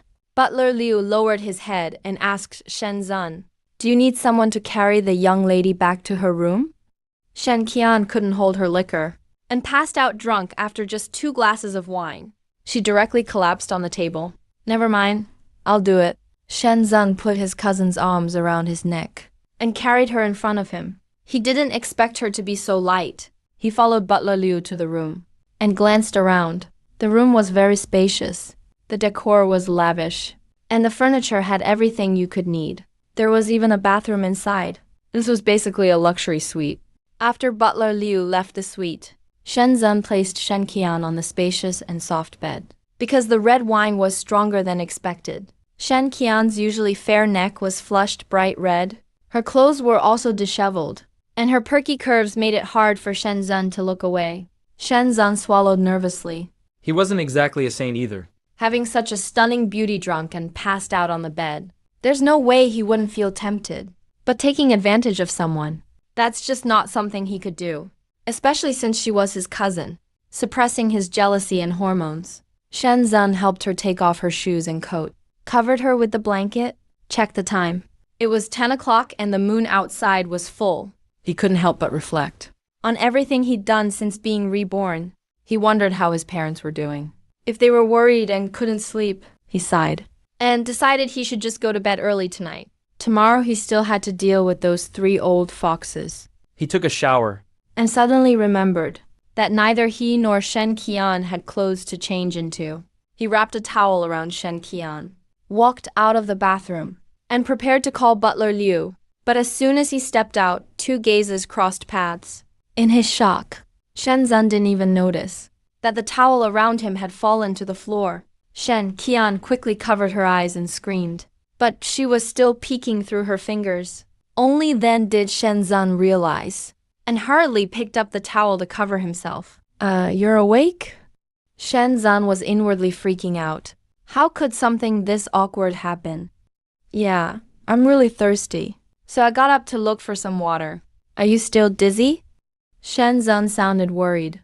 I slept a bit, and now I don't feel as dizzy. That's good then. Mr. Shen, Miss Shen, may I ask what's happening inside? Shen Zun sneered inwardly. Those 3 old geezers actually sent someone to keep an eye on him. What? Could you please help us find a set of suitable men's clothes and a set of women's clothes? Make sure they're new. Shen Zun spoke to the person outside the door. All right. Is there anything else you need? Not for now. Shen Zun and his companions. Shen Zun made a shushing gesture, hinting that there might be eavesdroppers nearby. Don't make a sound. Then Shen Zun went into the bathroom, turned the bathroom light on and off, repeating it a few times. Frowning, Shen Zun poured a glass of water and splashed it onto the bathroom light, with the water hitting the fixture. The bulb flickered twice and stopped working.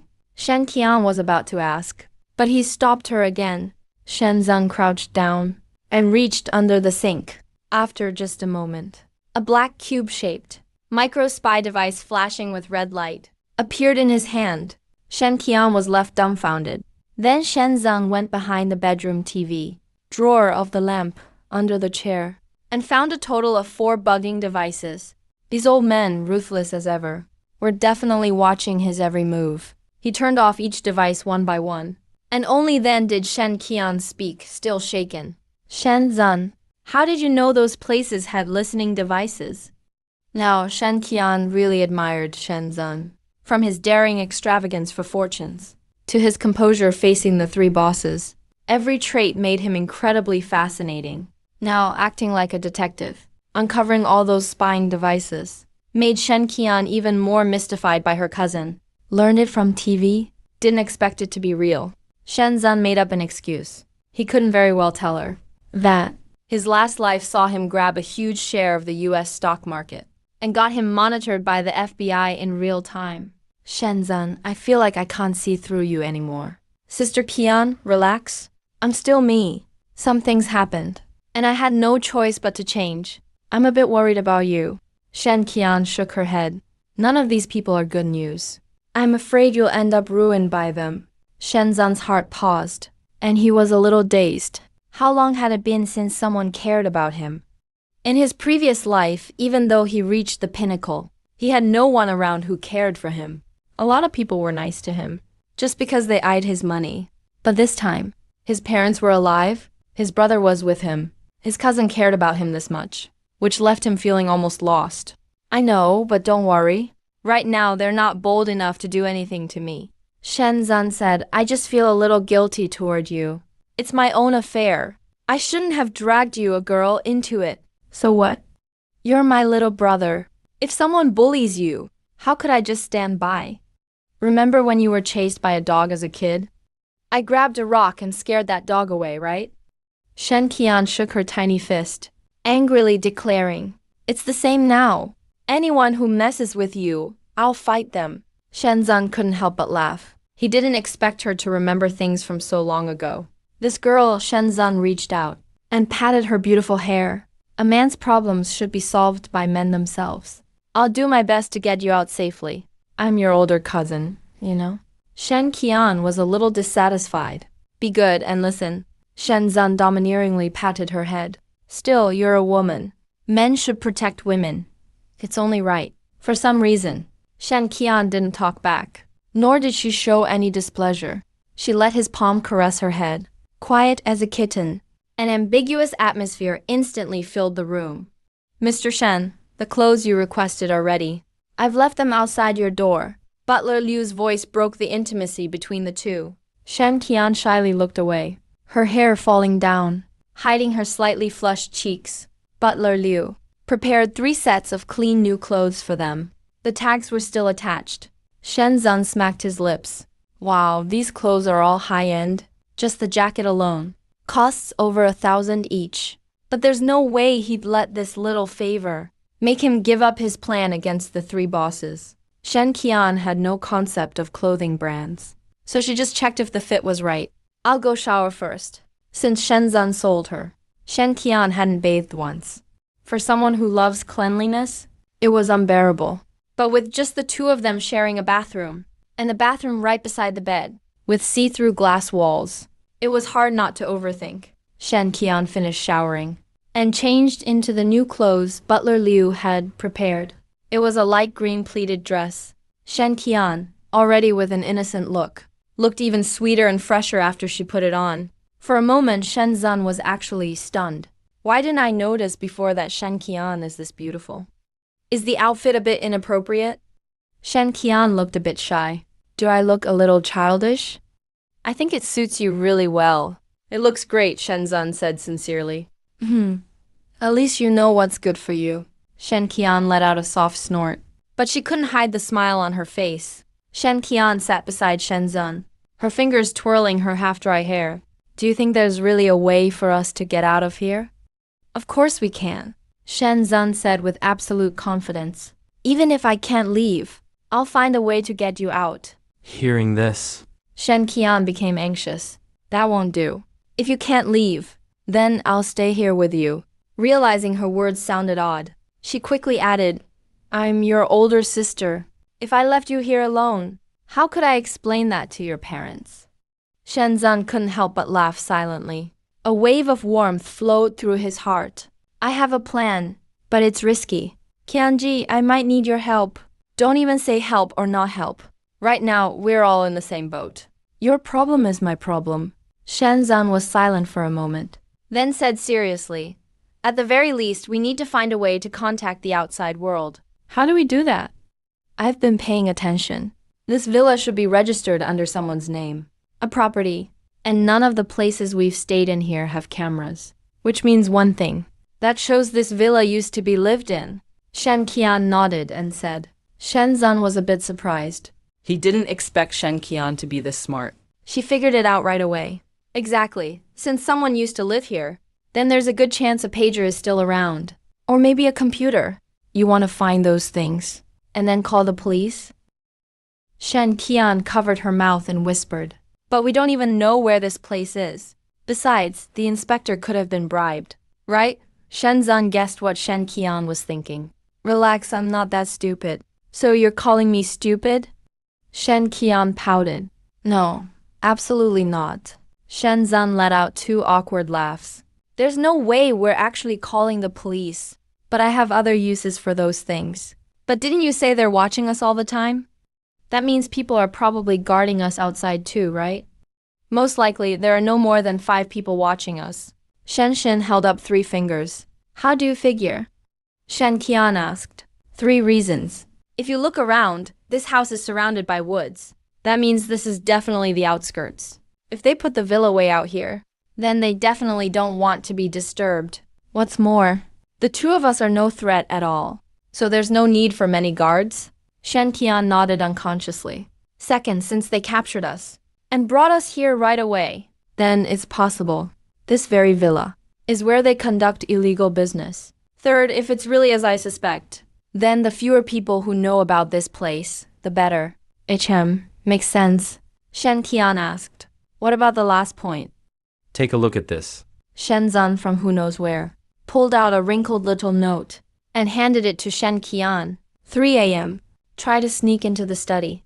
I left what you need there. There are no more than 5 guards watching you. Inside the house, probably no more than 3. Not sure about their exact locations. Be extremely careful. Seeing this note, Shen Qian was totally thrown off. Who left this for you? Yang Dong secretly slipped it to me. So you knew the whole time? Why didn't you say so earlier? Shen Qian felt like she'd just been played. I didn't tell you because I didn't want you to worry. Shenzhen looked a bit embarrassed. He took back the note, tore it up, and flushed it down the toilet. Can he really be trusted? Shen Qian was a bit worried. Are we just jumping from one trap into another? He actually dared to keep this from the three big bosses. And still slipped me the note, so it should be trustworthy. But he's also the one who dragged you into this mess. If he still wants to make more money, he wouldn't lie to me. Shen Qian suddenly thought of something. No wonder you messaged him back then, telling him to invest all the money. So you were planning ahead. He's not stupid. He knows if I work for the three bosses, he won't get a single cent. Shenzhen said, but if he helps me, then I'll owe him a favor. He'll definitely get rewarded in the future. Every single investment I make must have a return. That's what makes a qualified trader.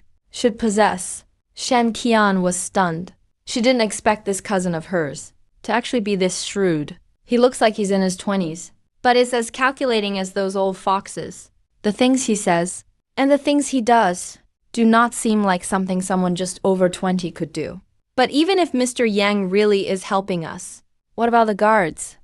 Relax, I have my ways. Shenzhen gave a mysterious smile. So we have two goals tonight. First, to find a way to communicate with the outside. Second, to find what Yang Dong left for us. What did he leave for us? No idea, but if it's a pager, that'd be perfect. Shenzhen shrugged.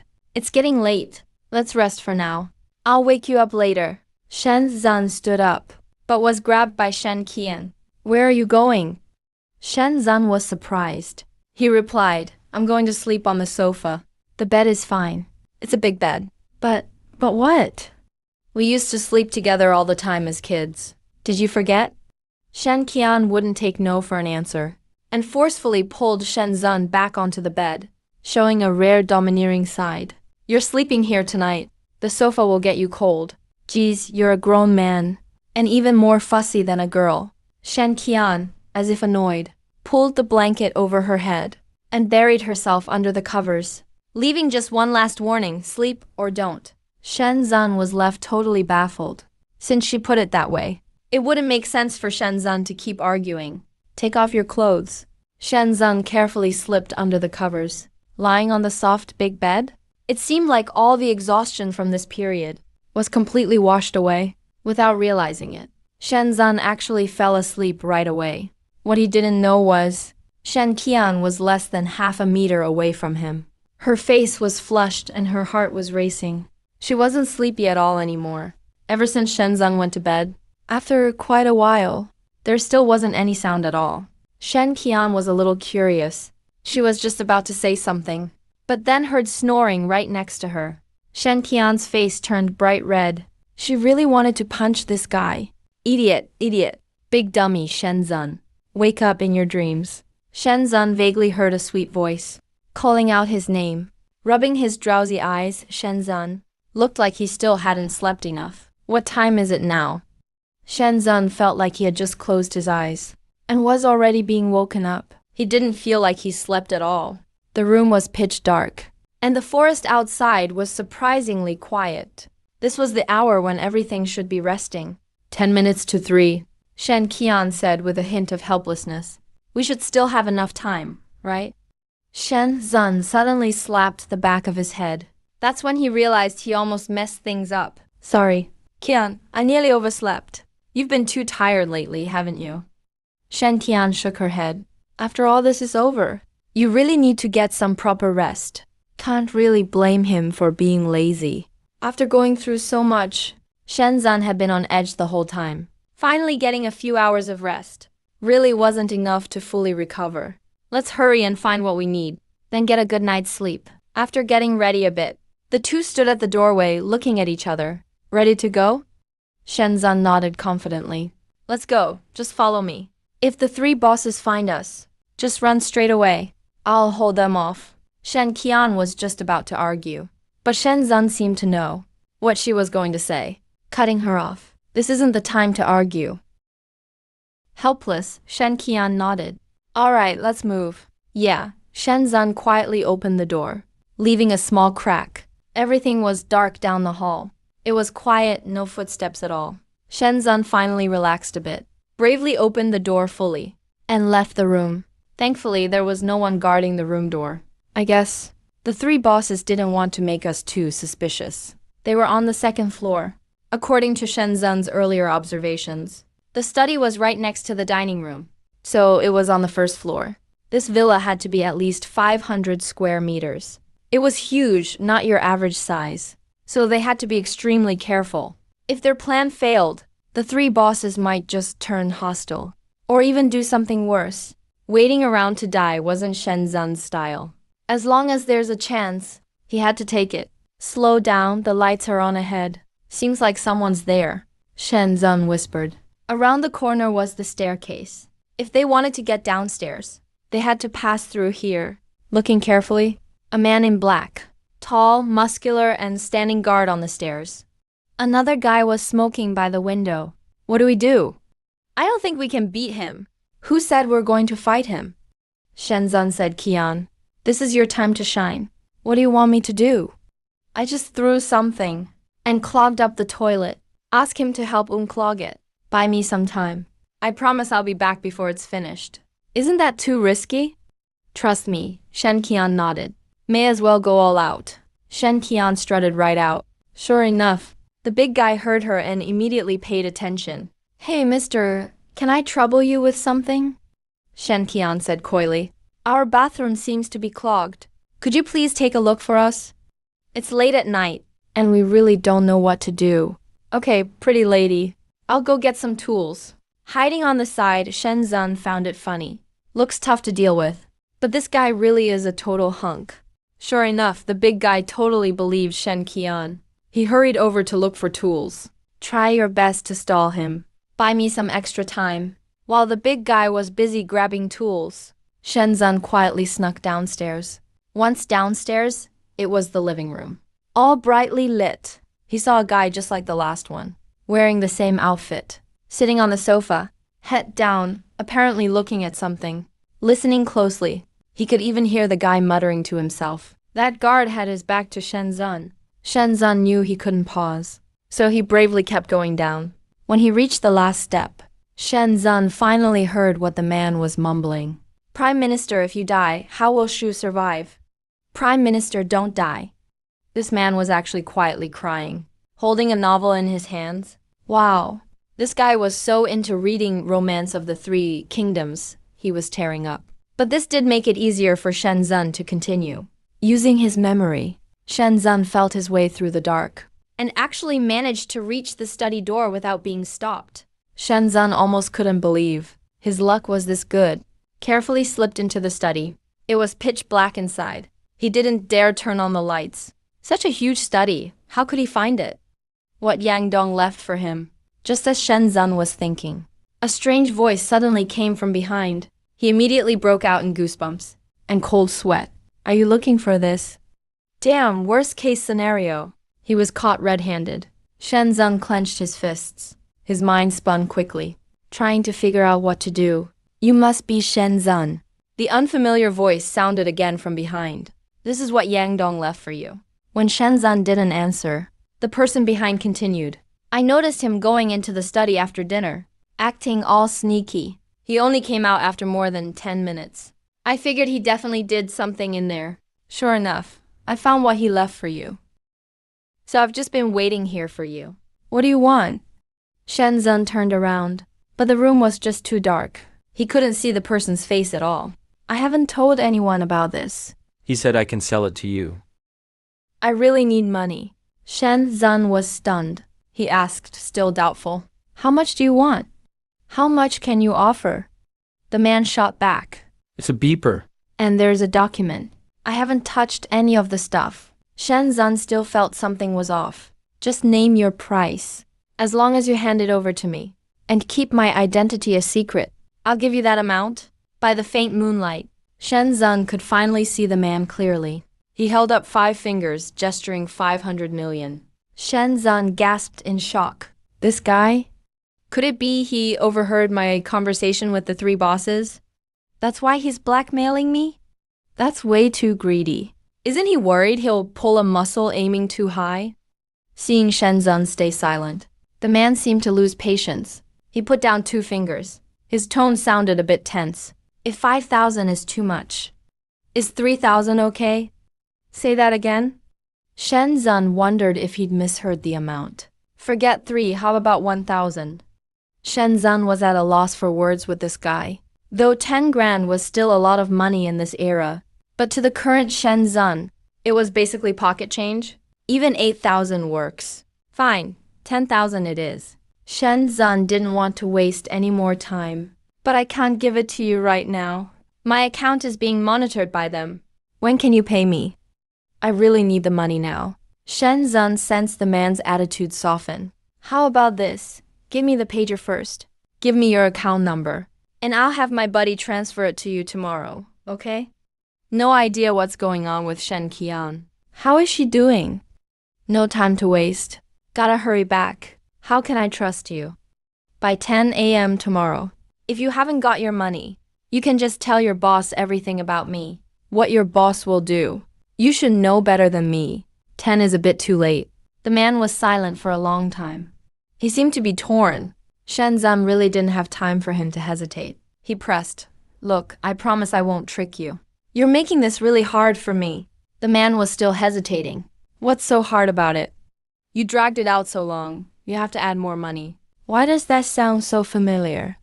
How much more are you asking for? 5,000, the man's tone softened again. Fine, I'll add another 10,000. Shen Zun just wanted him to stop dragging things out. Miss, the restroom is unclogged for you. The burly man was holding a plunger with one hand and wiping sweat from his forehead with the other. Then I won't bother you for now. Wait, not yet. Don't leave. Shen Qian didn't expect this guy to work that fast. He unclogged the bathroom in under 5 minutes. Miss, is there anything else I can help you with? The man asked curiously. Could you check the AC for me? Shen Qian wasn't good at lying. I think the air conditioner smells weird. Maybe it's been unused for too long? It's a bit moldy. Yeah, this room hasn't been used in a long time. The man nodded. All right, I'll check for you. Shen Qian thought to herself. Thank goodness, this guy's so straightforward. No bad intentions, at least. She felt a little more at ease. But the man's next words made Shen Qian break out in a cold sweat. By the way, miss, I haven't seen the gentleman who stays with you. He's too tired. He's sleeping like a log over there. Don't mind him, Shen Qian pointed at the bed 10 meters away. No, even us talking doesn't wake him. The man glanced over. Maybe because the lighting was too dim. He didn't look that closely. Then I'll try to be quieter. Shen Qian breathed a sigh of relief. Luckily, she'd stuffed something under the covers beforehand. From a distance, it really looked like someone was there, lying down sleeping. Good thing this guy is so gullible. If it had been someone smarter, the whole thing would probably be exposed. Even though this guy is a bit slow, his hands are surprisingly efficient. In less than 3 minutes, he took out the AC filter, washed and reinstalled it. Everything was smooth and seamless. All in one go. Even Shen Qian was impressed. Bro, slow down a bit. Miss, it should be fine now. The man secured the AC cover tightly, double-checked it and told Shen Qian. Well, if there's nothing else then... The man was cut off by Shen Qian before he could finish. You worked up a sweat. If you go out now, you'll catch a cold. Why not take a shower before you go? The man was stunned. He touched his crew cut. Miss, I appreciate the offer, but I need to stay here to keep you two safe. Sir, don't be shy. It's so late, and I'm still troubling you. I honestly feel bad about it. Shen Qian put on a fake smile.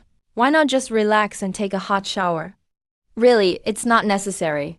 Miss, I still have work to do. I can't leave my post without permission. My boss will dock my pay. Isn't your job just to keep an eye on us and keep us safe? We're here minding our own business. As long as we don't give you trouble, right? Shen Qian's lies were getting better. Besides, your boss is already asleep. There's no CCTV here. Who'd know if you're slacking off? Shen Qian batted her big, charming eyes. Right? Sir, miss, I really do appreciate your kindness. But I was paid to do a job, and I can't let my employer down, the man said righteously, puffing his chest with pride. He spoke with great dignity. Shen Qian was speechless. Is this guy totally immune to flattery? If it were a regular guy, and Shen Qian, a gorgeous woman, tried so hard to persuade him, he probably would have caved in ages ago. But this guy didn't get flustered at all. It's Li Pu, opening the door for Li Pu. Li Pu's home. All right, miss. It's late, get some rest. I won't bother you any longer. With that, the man turned to leave. Shen Qian was sweating with anxiety. If he leaves now, then Shen Zan won't be able to come back. Shen Qian stubbornly clenched her fists. No matter what tonight, I have to keep this guy here. Shen Qian hurriedly grabbed the man's sleeve, forcing a smile uglier than a crying face. Sir, you must be thirsty, right? How about a drink first? Let's just get some water before we leave. No need, miss. I'm not thirsty right now. Do you want something to eat then? I've already had a late night snack. Well, do you need to use the restroom first? Shen Qian was so nervous, she barely knew what she was saying. Miss, are you hiding something from me? The big guy seemed to realize something. His gaze shifted to the large bed in the distance. Shen Qian thought, oh no. Is my secret about to be exposed? No, what could I possibly be hiding from you? Why were we making so much noise? But this gentleman seems to act like he can't hear a thing. Great, now we've been noticed. Is that really the case at this point? Shen Qian could only play dumb. He just rolled over, didn't he? I need to go check right now. Please move aside. The big guy's tone turned serious. It's so late. Let's not bother him anymore. Sweat broke out across Shen Qian's forehead. Her heart was beating over 120. If he wakes up grumpy and upsets your boss, you'll probably get your pay docked. Let me say this one last time. Please move aside. The big guy was the definition of stubborn. No matter how much Shen Qian tried to persuade him, he wouldn't listen. At this point, if she kept blocking him, He might actually get physical. helpless, Shen Qian slowly stepped back. She watched him cross her last line of defense. In the blink of an eye, the big guy was at the bedside. He grabbed a corner of the blanket, about to lift it and see for himself. The interrogated girl closed her eyes in despair. She slumped weakly against the wall. At this moment, she was overwhelmed with guilt. She had truly let him down. She could even foresee what the three bosses would do to them. Everything was over. Hey, what do you think you're doing? Hearing that familiar voice, Shen Qian's face, which had looked hopeless, suddenly regained color. You bastard! Why are you pulling my blanket? Are you crazy? Shen Zan rubbed his eyes and cursed it at the big guy. Do you have any idea what time it is? Why aren't you sleeping and instead yanking my blanket? Shen Zan sounded pretty pissed. If Shen Qian hadn't known what was really happening, she probably would have been just as scared by this guy. Now that's what I call acting. Sorry, sir. I just wanted to confirm, sir, that you were here. Confirm what? It's so late. If I wasn't sleeping here, would I seriously go down to the first floor and hang out? I was sleeping great, you know. And then you had to show up. I thought I was about to get assassinated or something. I'm really sorry. Please forgive my rudeness. You want me to tell your boss tomorrow and get you fired. You're gonna get fired just like that. Hearing this threat, the big guy started to panic. No, please, sir. Please don't tell my boss. I don't want to lose this job. Please don't hold this against me. Forgive me just this once. The big guy bowed and apologized repeatedly, looking genuinely sincere. After all this, even Shen Jun felt bad about saying anything harsh. Shen Xing pretended to look annoyed. All right. I can't be bothered to argue with you. Just go do your job. Don't disturb my sleep. Thank you, sir. I'm leaving now. With that, the big guy rushed out of the room as fast as possible, carefully closing the door behind him, afraid he'd interrupt Shen Xing's rest. After he'd left, Shen Xing seemed completely drained, collapsing onto the floor. Her voice even sounded a little choked up. When did you come back? You scared me to death. Woo, Shen Zan was startled by her reaction and jumped off the bed in a hurry. He put his arm around her shoulder and gently comforted her. I'm sorry. I got here late. I made you worry. I climbed in from the study window on the first floor. I saw you two talking, so I didn't let you know. Shen Zan gently stroked her hair and whispered softly. Thanks to you, I was able to buy some time. Shen Qian was surprised, studying Shen Zan carefully. Worried, she said, climbing in through the window. It's really high here. What if you fell? I'm obviously fine. Shen Zan smiled. Were you worried about me? Isn't it totally normal for a sister to worry about her brother? Shen Qian replied shyly but stubbornly. TCH, Shen Zeng curled his lip. He didn't want to argue about it any longer. Did you get the stuff? What is it? It's enough to let us both escape their control. A slight smile played on Shen Zeng's lips. The next morning, Mr. Shen, Miss Shen, are you awake? Butler Liu arrived at their door right on time. Shen Zeng's voice came from inside. So early, can't we sleep in a bit? The chairman invites you both to the main hall for breakfast. The door opened. Shen Zeng and Shen Qian were already dressed and ready. They greeted Butler Liu. Morning. We were just about to have breakfast. I'm starving. They followed Butler Liu to the dining room. The three bosses were already there and had started on breakfast. Huang Haitao greeted Shen Jun as he walked in, warmly calling out to him. Morning, Zhao Shen. Did you sleep well here last night? Thanks to you. The bed here is pretty comfortable, but I still like my own bed better. Shen Zeng yawned and sat down with Shen Qian. No rush, Zhao Shen. You'll be back in just a few days. You can't rush hot tofu anyway. Director Huang chimed in. If you really can't get used to sleeping here, I'll send someone to your place. Just have them bring your bed over. Director Hu, always hot-tempered, burst out laughing. Shen Zeng's foot twitched a little, but he held it together. He only managed an awkward laugh. Zhao Shen, the equipment is already being installed. Today's the first day. Are you confident? Huang Haitao stuffed a sandwich in his mouth. All our money is riding on you. Shen Zeng understood. This was really a warning not to try any funny business. No worries, I'm calm as can be. Honestly, even without being threatened, stock manipulation was a breeze for Shen Zeng. In his previous life, Shen Zeng had lost count of how many companies had hired him as the trader. He'd basically always fulfilled the client's requests perfectly. But this time, even before finishing breakfast, it was already 9 o'clock. The market would open in half an hour. The equipment was already installed. Shen Qian was logging into the accounts, while Shen Zeng sat idly in the chair, fidgeting with his hands. The three bosses sat right behind him, watching closely. There were 7 companies in total, each with an average market cap under 300 million for now. The three bosses prepared several 1 yuan accounts for Shen Jun today. He was in full control of all of them. He was to run the operation himself. Shen Qian is in charge of managing the funds, even though he's seen a lot in his life.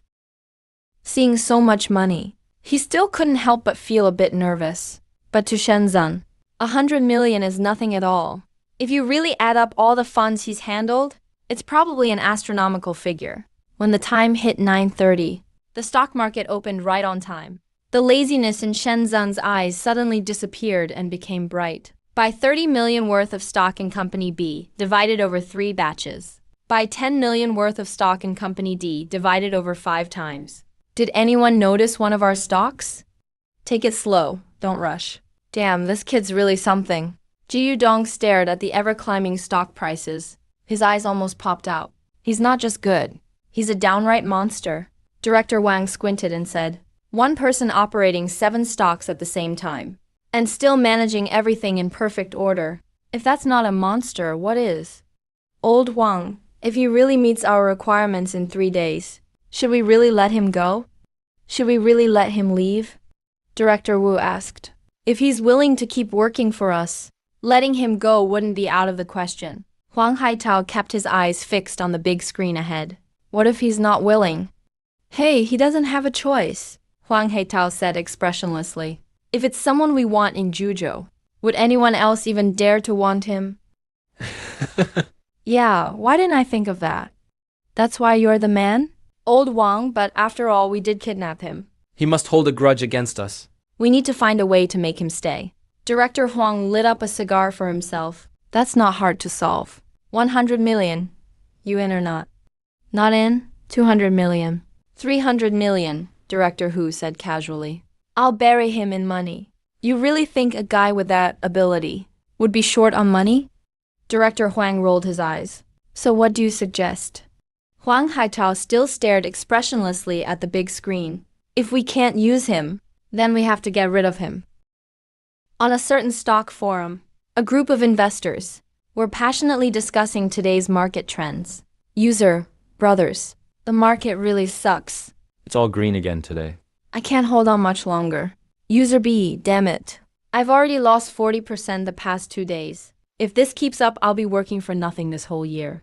User C, guys, I lost a Mercedes. Anyone who can help me out? User A, where did you lose it? User B, lost the car, and you still have time to chat on the forum. Hurry up and call the cops. User C, cops are useless. User D, how so? User C, I lost it in the Hong Kong stock market, and attached a screenshot of his returns. The screenshot clearly showed earnings of 400,000. Once this picture was posted, the comments below the post all read 666. User A, anyone? Wanna recommend a solid stock? User B, you wish. Asia's in a financial crisis.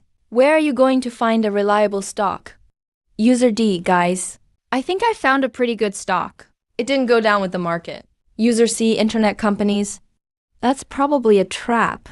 You take a hit in the morning and get sliced in the afternoon. Only fools would bet on that. User A, the gains look kind of crazy. It's only just open and it's already up 3%. User D, I'm going all in first. You guys keep watching if you want. User D attached a screenshot. The picture clearly showed an order of 1 million. Once the screenshot was posted, the comments below the post all read worship, respect to the boss. User A, boss, you're awesome. I'm following your move. User B, damn. Even if this is a trap, at least it's a trap that's in the green.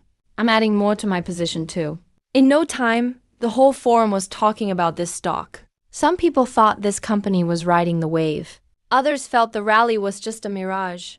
Dropping is the general trend. Inside a certain mansion, Boss Huang, all our companies, turned from green to red today. Especially Qiangsheng Internet Company. One share is now over 0.35. As of 10 a.m., the trading volume has broken through the black wire. The secretary, excited, reported the impressive results to Huang Heitao, excitedly sharing this astonishing report by Huang Hatao's side. Qiangsheng's rally has now passed 10%. It's expected to hit 20% before the market break. Even the lowest of the other companies are up at least 3%. With numbers like this, even the 3 big bosses couldn't help but gasp. Talent doesn't even describe this kid anymore. He's a straight-up genius. No, a prodigy. Jiu Dong stared at the big screen, afraid to even breathe. There's no daily price limit in the Hong Kong market. I'm really curious to see how far this kid can go today. But it's just that the early cash investment is pretty big. Director Huang sighed. The 100 million we prepared wasn't even enough for him for 1 hour. Old Huang, can't you aim a bit higher? Director Wu patted him on the shoulder. I did a rough calculation, after subtracting the 300 million we already invested, to drive up the stock price. At the current price, we're still netting a profit of 1 billion. As long as we dump all the shares when the time comes, how could we not make our money back? Thank you, Sister Qian. Now the market has stabilized. You can take a break. Shen Zun handed a bottle of water to Shen Qian, who was sitting beside him. Thanks. Shen Qian took the water, his hands still shaking a little. He could hardly believe that in just one morning, the stock prices of these companies in their hands jumped so much. Set your sights higher. This is only the beginning. Shen Shen didn't care at all. The real show starts later. But is this really okay? Shen Qian looked worried. I'm afraid this might soon get out of control. Hey, relax. It's all part of the plan. Right before the morning trading halt, the stock forum exploded. Usually a post with over 100 views was considered really popular. But today one post broke 10,000 views. User, bought Qiangsheng. Earned back all my losses for the past while. Bro, user B, damn. Thought I'd be broke this year. Good thing I caught Qiangsheng. This stock is unbeatable. User, I hereby announce King is my daddy. User B. User Chun Fuyi D, brothers, I'm in a terrific mood today. Let me send out a red envelope for everyone to boost the fun. Then he sent out a 1,000 yuan red envelope. It was snatched up in just 1 minute. User A, boss is so generous. User B, boss made enough this morning to buy a Benz. Tore it up. Then user D sent another screenshot. The picture shows his earnings for today. Today earnings 369,753.63 yuan. User C, Big Boss. Is it too late if I join now? I admit I was a bit loud just now. User D said. That's all there is. Then another picture was sent. The picture shows a purchase of 1 million yuan. The purchase time was exactly 1 minute before the trading halt. With user D adding more funds again, the entire forum became even more uncontrollable. Just in one morning, the attitude of forum users toward Kangsheng Company completely shifted. So everyone rushed to buy, believing they'll make a profit. For a while, the reputation of Kangsheng Company started spreading among stock circles. Lunch break ended at 1 p.m. Looking at Kangsheng Company's K-line, it's like a perfectly straight golden cudgel, shooting straight up to the sky. Countless people were extremely excited by it. Some even got the illusion that the bull market had arrived. But actually, the main board was still in the red. Only these few companies like Kangsheng performed incredibly beyond expectations. Boss Wang and Mr. Shen said we should add another 100 million.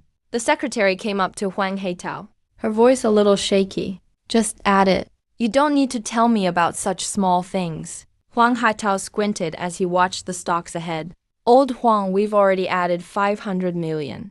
Mr. Dong frowned. If we keep going like this, our cash flow probably won't last much longer. Hey, old Wang. This is why you're called Old Huang, and why he's called Brother Wang. Chairman Hu laughed heartily twice. So what if we burn through all our cash? Just sell some of the stocks we have. Cash in a little, that's all. How about we sell a bit now then?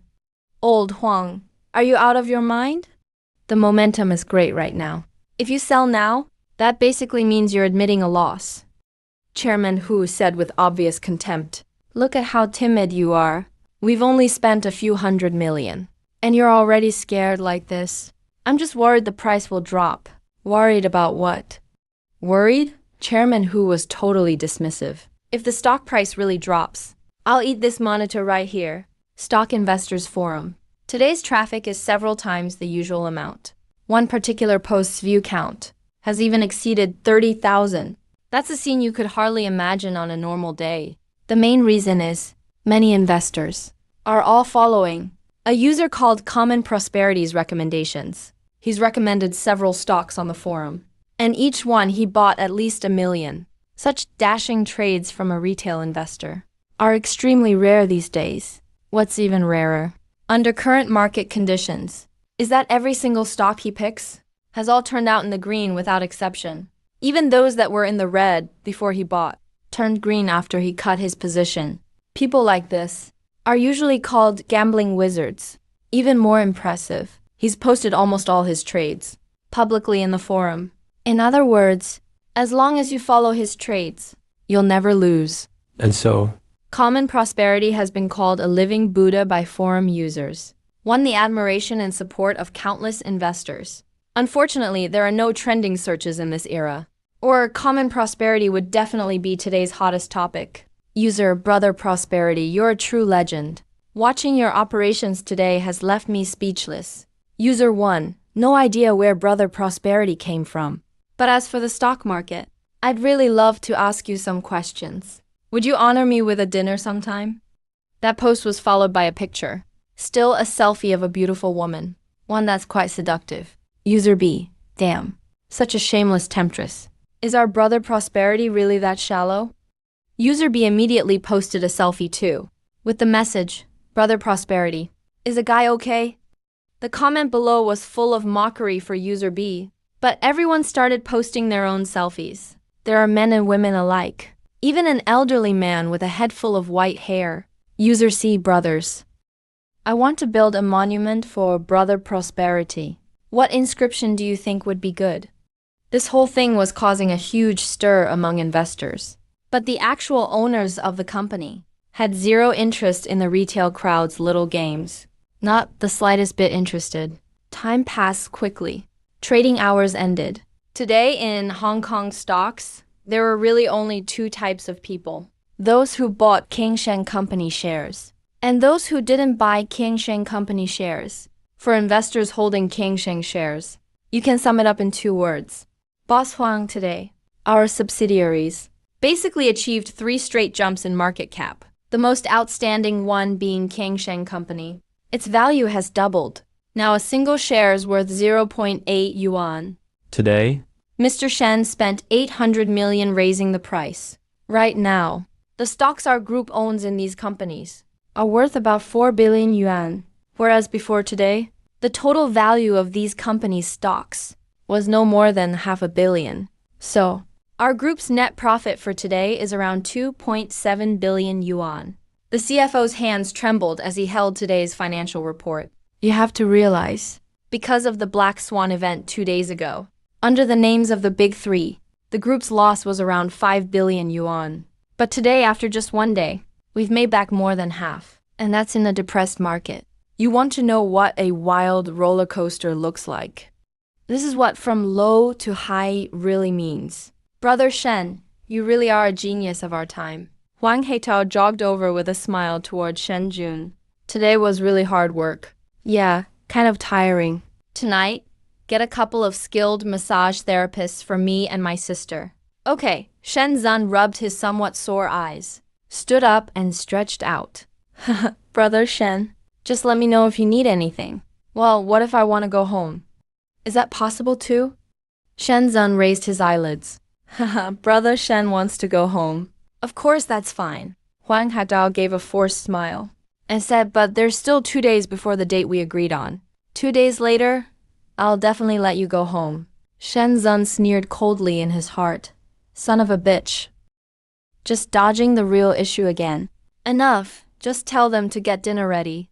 After we eat, we'll need our massages. Half an hour before the honey day began. Common prosperity. No change to the King Sheng position today. If you have funds, add more. If not, borrow some. If you really can't, figure something out yourself. User A, Brother Prosperity. Yesterday, King Sheng shot up like a rocket. Should we really go all in today? User B, Rich Bro. I threw all my savings into this. You're not tricking us, are you? User C, Shit. What are you all afraid of? Afraid of making money? Double down, double down. Common prosperity. Trust me, brothers. I guarantee we'll keep making money today. User A, Trust Rich Bro. Just do it, no hesitation. User B, The Timid Starve. The bold get rich charge. User C, I missed out on Rich Bro yesterday. Lost 1 million. There's no way I can lose today. I sold my Audi 6. Got 400,000 from it. I'll even pawn my house later. This comment has a picture attached. It shows a successful purchase. Amount 400,000. After the market opened, Kiangshan Company shocked everyone again. The opening price surged 20% in one go. Crazy, totally insane. For a while, Rich Bro's name echoed all over the forum. He became the unshakable god in every retail investor's heart. User A, starting today. I've got 2 fathers now. User B, what is Rich Bro's background? A fortune teller? User C, guys, I've changed my mind. No more putting up a monument for Rich Bro. I'm building a shrine instead. The following posts, count me in for incense money.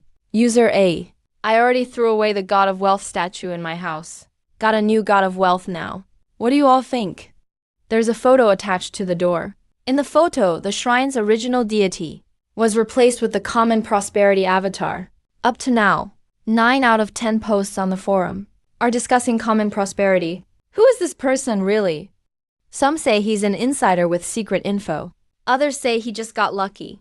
There's an even wilder theory that he's the reincarnation of the God of Wealth. No matter what he buys, he profits.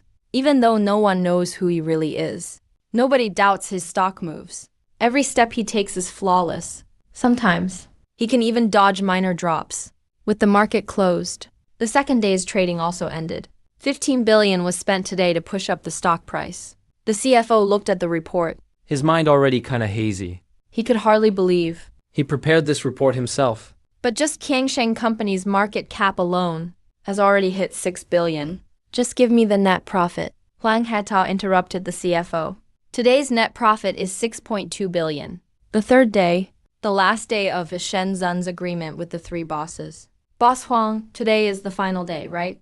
Shen Zun sat at the round table, cutting a top-tier New Zealand Wagyu steak with knife and fork. Next to the steak, the wine. was from 1976. A Romani Conti worth hundreds of thousands. There's a saying, it's easy to go from frugal to lavish, but hard to go from lavish to frugal. Shen Zun truly experienced that firsthand. On his first day of being taken captive, the three bosses prepared a feast for him, lots of dishes. But if Shen Zun didn't agree to their terms, they'd probably flip the table right there. But ever since he proved himself in front of them, Shen Zun's status shot up like a rocket. The three bosses even treated him like a treasure. He's living in a presidential suite-level room, eating the kind of gourmet food billionaire bosses have, enjoying this kind of life. A normal person would be spoiled by now. But Shen Zun isn't someone who indulges in comfort.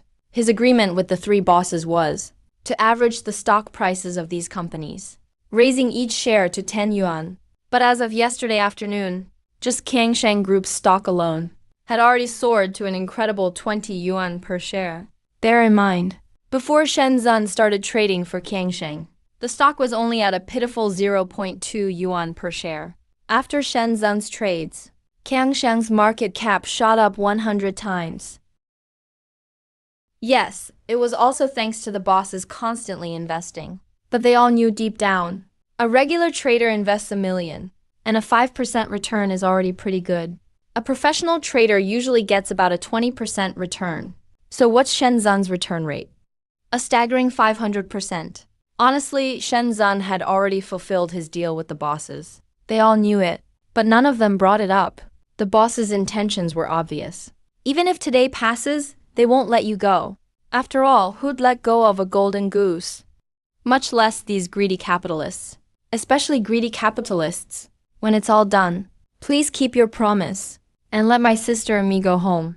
Shen Zun stuffed a piece of steak into his mouth. Huang Haitao, sitting across from him, was the same as always. Smiling with his mouth but not his eyes, said, "This period really has been tough on you, Brother Shen.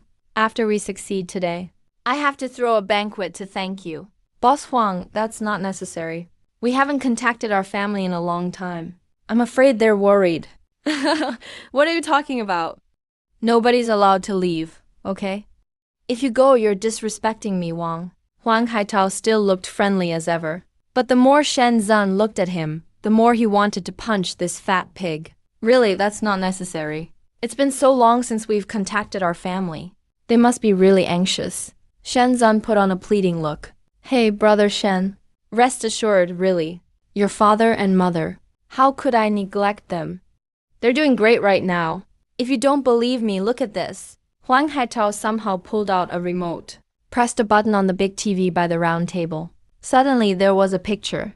Mom, Dad, Shen Qian was covering her mouth in disbelief and shouted that even uncle and aunt were there. On the screen, Shen Zun and Shen Qian's parents appeared together in the same room. They all looked really serious. Shen Zun's face twitched a couple of times. He forced down his anger. Boss Wang, what is this? Ah, Brother Shen, don't misunderstand. The villa where your parents are staying is under my name. They have dedicated staff serving them. When did you... I always see them wandering around the streets. How dangerous is that? It's better if I find them a safe place to stay. Don't you agree? Shen Qian was about to curse Huang Haitao for being shameless. But Shen Zun grabbed his slender arm. Both our parents are in his hands. We can't turn against him yet, Shen Zun whispered to Shen Qian. But rest assured, I will definitely make them pay. Today, Shen Zun, hidden under the table, clenched his fists, his knuckles cracking. Shen Qian looked at the man in front of him. His face was full of resolve and determination. Somehow, he could trust him unconditionally. His anxious heart actually just settled down. Mr. Huang, I understand your good intentions. I'll stay tonight then. Seeing that Shen Zun was so sensible, Huang Haitao beamed with joy. Good. Brother Shen is truly straightforward. Come, I'll toast you.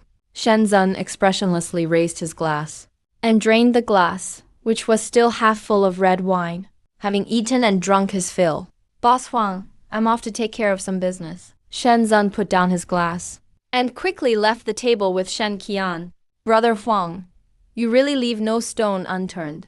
I didn't expect it would be so easy to get this kid in line. Director Hu, still at the table, swirled the red wine glass in his hand. We found his Achilles heel. This kid has no wife, no kids. The only thing we can hold over him are his two old folks at home. They say family is a man's only true tether.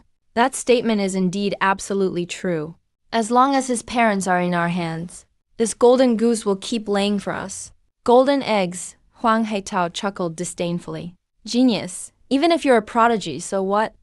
In this territory of Juzhou, Even if Jesus came, he'd still have to work for us. Brother Huang is right. Director Wu also laughed heartily. But as soon as he turned around, he found Director Wang next to him, looking deeply troubled.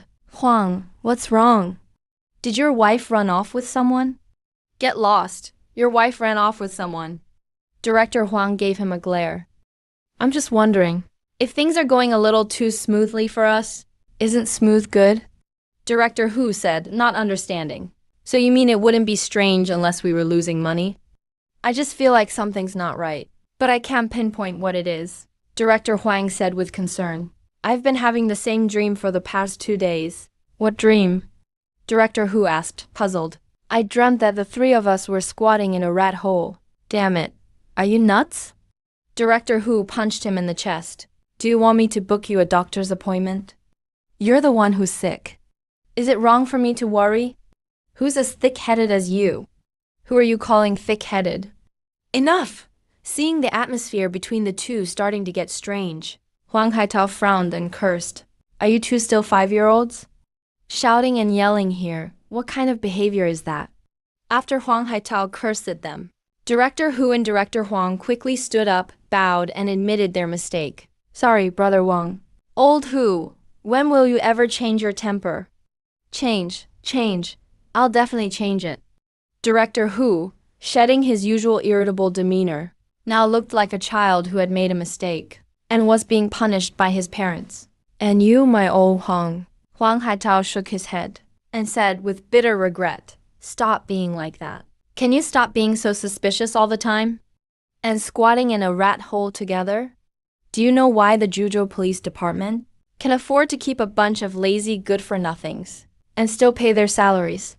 Huang Haitao pointed at Director Wang's nose and cursed.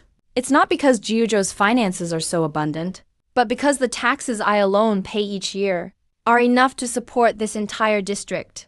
Arrest me. Why would they arrest me? All the officials in Juzhou are my people. If they arrest me, Juzhou's governor would have to be replaced. Do you understand or not? I understand, Director Huang said, filled with dread and trepidation. I'm not questioning your influence.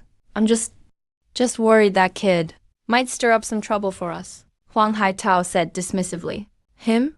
A mere greenhorn. A punk kid. This nouveau rich? I've been in Juzhou for so many years, spent so much money, and fattened up so many people. Do you think I've been doing nothing? He and his parents are both under our noses. What can he do? Does he dare to play tricks on us? Old Huang Hatao's face changed from red to pale, and he sighed. In Juzhou, even if the sky falls, there's no need to be afraid, because I've got things covered here. Understand? Understand. Director Huang nodded his head like a chick pecking at rice. Knock. At this moment, a knocking sound came from outside the dining room. Huang Hatao sighed and sat down, and seeing the person who entered asked, Zhao, why are you here? The one called Zhao was precisely the CFO of the Three Big Bosses group. He was panting heavily, looking as if he had just run 10 kilometers. Mr. Huang, the other side, says they need more money. Huang Haitao frowned. Just do as Mr. Shen says. Didn't I tell you? Not to report such matters to me. Zhao, intimidated by Huang Haitao's scolding, turned a little pale, and carefully said, but the amount this time is a bit large. I can't make the decision. That's why I came to inform you. How much? Zhao didn't speak, but nervously held up 2 fingers. 200 million? Big deal. You call that a lot? Zhao shook his head. Huang Haitao frowned deeper. Just tell me the amount directly. Don't play guessing games with me. 2 billion. As the words fell, even the 3 big bosses, who had seen their share of ups and downs, were stunned simultaneously. Previously, the largest single amount they had ever invested was only 300 million. But this time, Shenzhen actually demanded they invest 2 billion in one go. Investing such a large amount of cash at once, even for the three big bosses, required careful consideration. A cash flow of 2 billion is not the same as assets. In this era, a company that could directly produce 100 million in cash was already considered very impressive. But Shenzhen was asking them to come up with 2 billion all at once. Brother Huang, I don't think we can invest. If we invest, our cash flow will be cut off. The stock price is almost there. Let's just pull out and sell, Director Huang quickly advised. But Mr. Shen said, if the bosses are willing to invest these 2 billion, he guarantees that today's profit will reach at least 10 billion. Zhao Lei added. The three simultaneously gasped. Brother Huang, I think we must invest in this. Director Hu abruptly stood up. Anyway, we'll get our capital back this afternoon. So what if we invest? We can't invest. If something goes wrong, we might not be able to handle it. Director Huang still objects. Old Wang, how are you so lacking in courage? Ji Yudong sneered at his cowardly behavior. With that courage, you shouldn't be in finance. You might as well just become a civil servant. What did you say? Director Huang got fired up after being provoked. Now he's losing his temper. I don't want to be reckless like you. Enough, I'm still here. Are you two ever going to stop? Huang Haitao slapped the table. He knocked over the red wine on the table. Is it really appropriate for me to add this? Director Wu tried to persuade him again, but was interrupted. I've made up my mind. Don't mention it again. All right, after hesitating multiple times, Director Huang decided to give up persuasion. Common prosperity, brothers. Same thing as before. Those with ammo, add more. Those without, borrow some. Anyone who can go all in, do it now. All in received by online users. Brothers, keep up. User B, I took my son's New Year's money for this. Let's go, brothers. User C, I almost sold my wife for this. He attached a picture. It's a photo of him signing a home sale contract with an agent. Common prosperity 1 hour later is crucial. Everyone, be sure to keep up with my updates. Don't fall behind. Users, got it. Today's stock market is especially lively. Especially. The stocks of the companies owned by the three big bosses, just like the trend from 2 days ago. They kept rising without pause. But today's surge was clearly more fierce. Just an hour and a half after opening, Kiangshen Company's stock price had risen by 80%. This was an unprecedented scene in the stock market. Brothers, I originally owed about 1 million from gambling. Now I've got it all back. Thank you, Wealth Brother.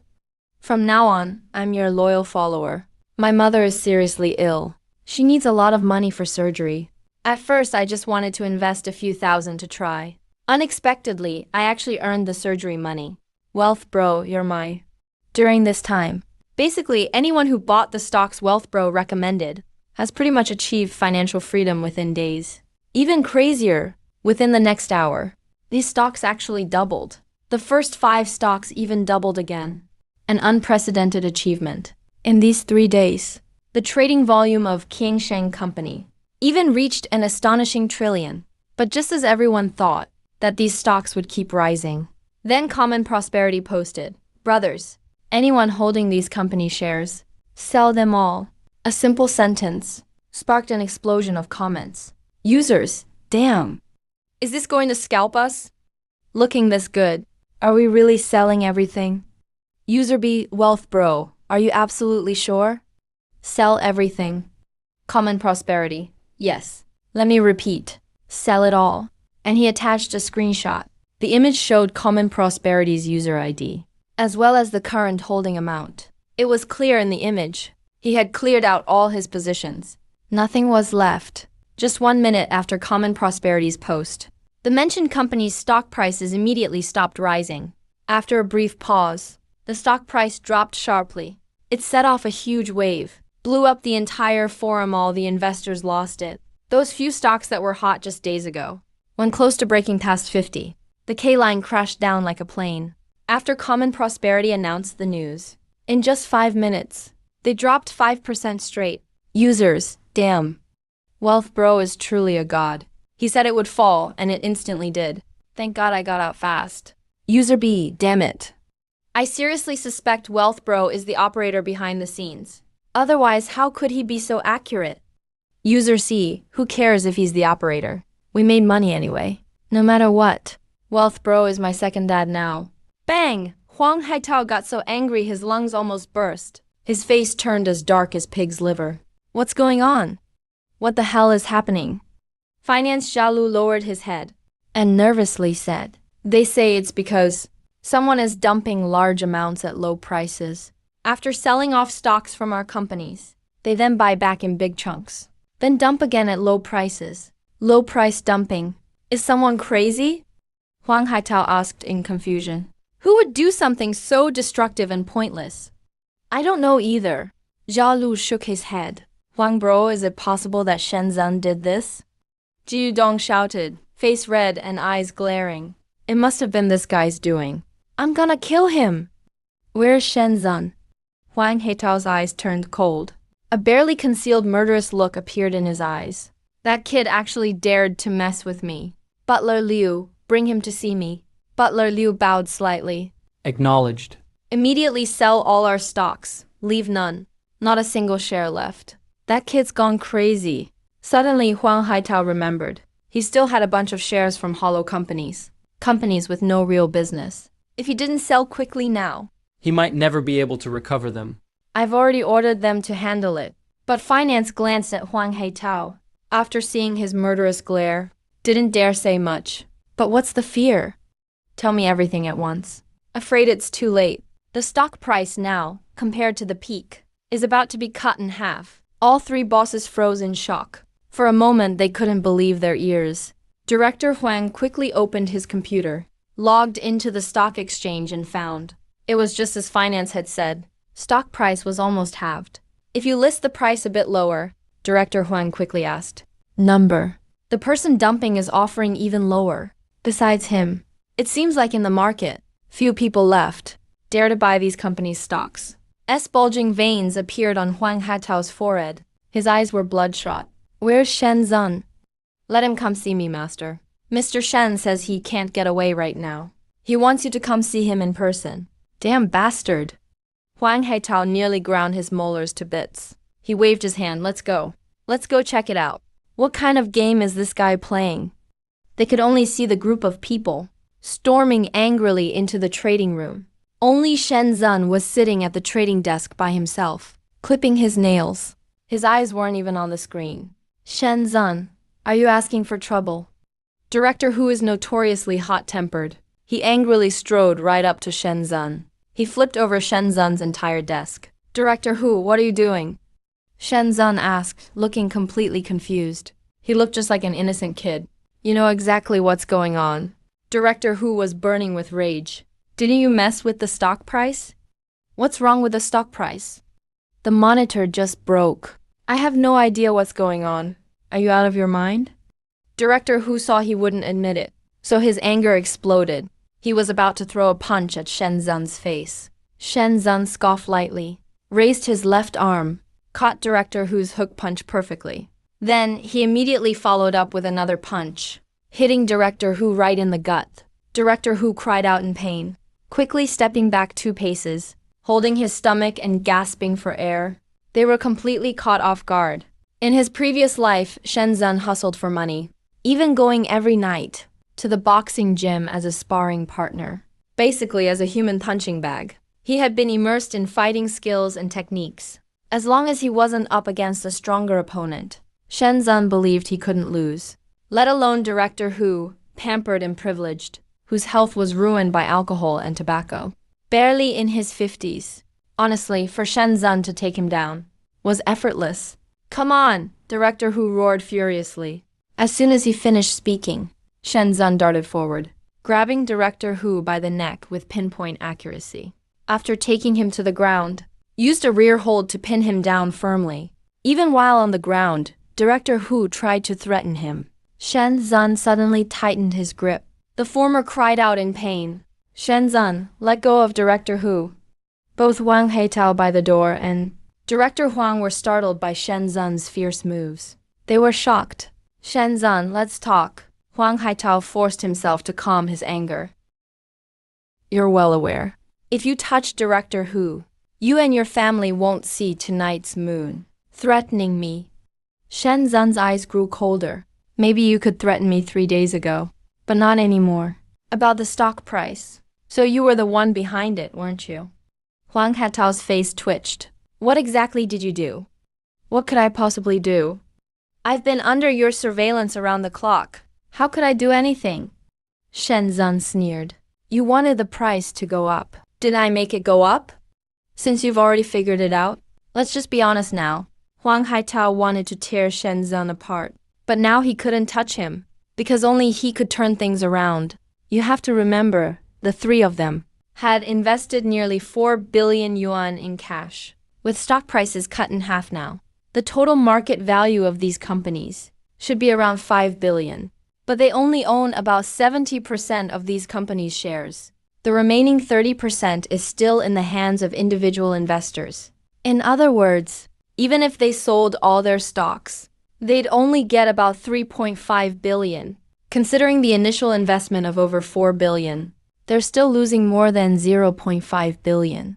The worst part is, the stock prices are still falling, and they haven't finished selling their shares yet. In this situation, if the three bosses don't want to cut their losses, they'll have to rely on Shenzhen and stop dumping shares at low prices. But the three still have Shenzhen's family as hostages, so they have enough leverage to negotiate with him. After all these twists, the scales are balanced again. Both sides have dirt on each other. No matter who wins, their open and covert struggle will finally end today, since we're all aware of what's going on. Let's just be straightforward. Huang Hatao went straight to the point. What's your goal? What goal do I even have? Shen Zun smiled indifferently. Boss Huang, I really don't understand your words. Then I'll ask bluntly.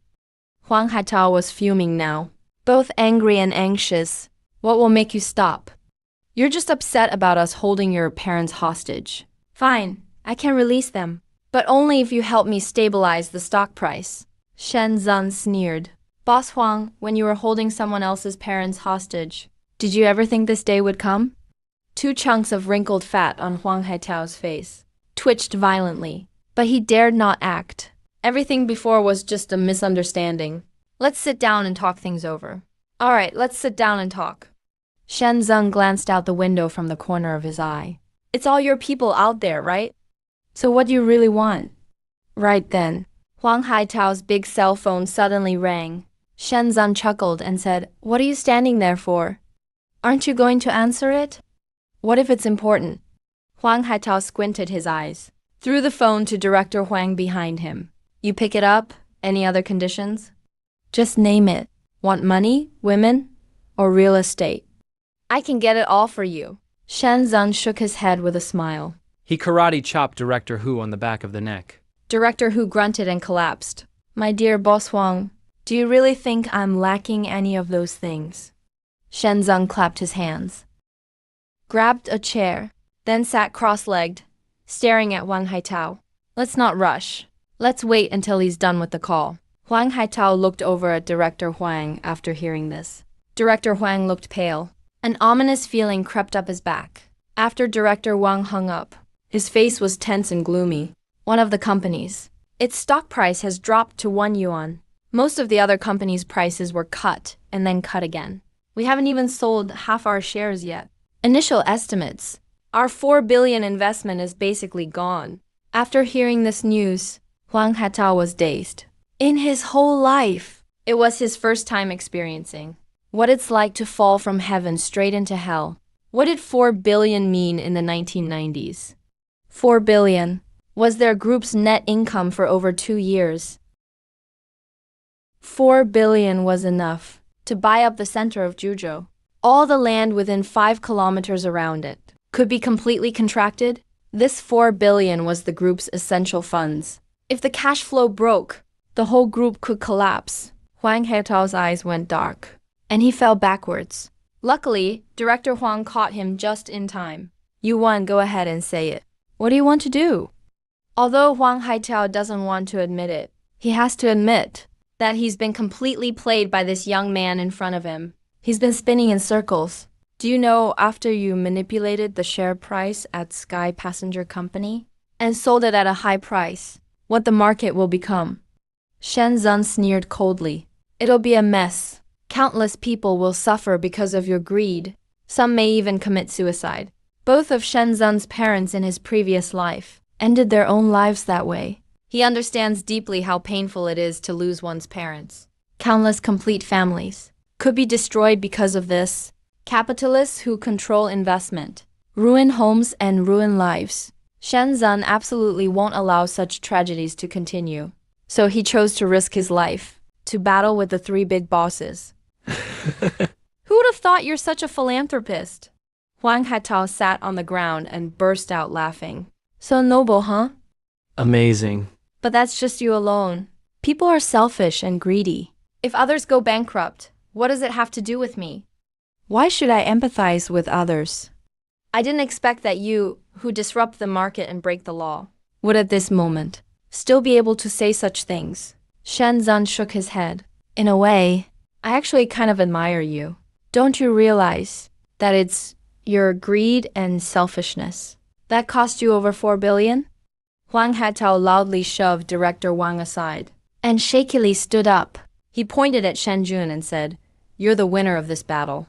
You stand at the moral high ground. No matter what I say, I'm always wrong. But have you ever thought, what if I were the one who won? News media would rush to cover me. I'd become a legend in the investment world. I'd be written into history books. I'd be famous for ages." That's the truth. Shenzhen quietly listened to his words and shook his head. I don't deny what you're saying, but your actions are too vicious. I just can't agree with them. The law won't agree either. Like I need your approval or the laws. I am the law of Zhuzhou. No one knows when. Huang Haitao suddenly had a shiny black pistol in his hand. Shenzhen's heart skipped a beat. Looks like this guy can't take losing. He's about to make a move. Huang Haitao expertly chambered a round and aimed the muzzle at Shenzhen. All his previous friendliness vanished. Right now he's showing his true colors, baring his fangs. He doesn't hesitate at all.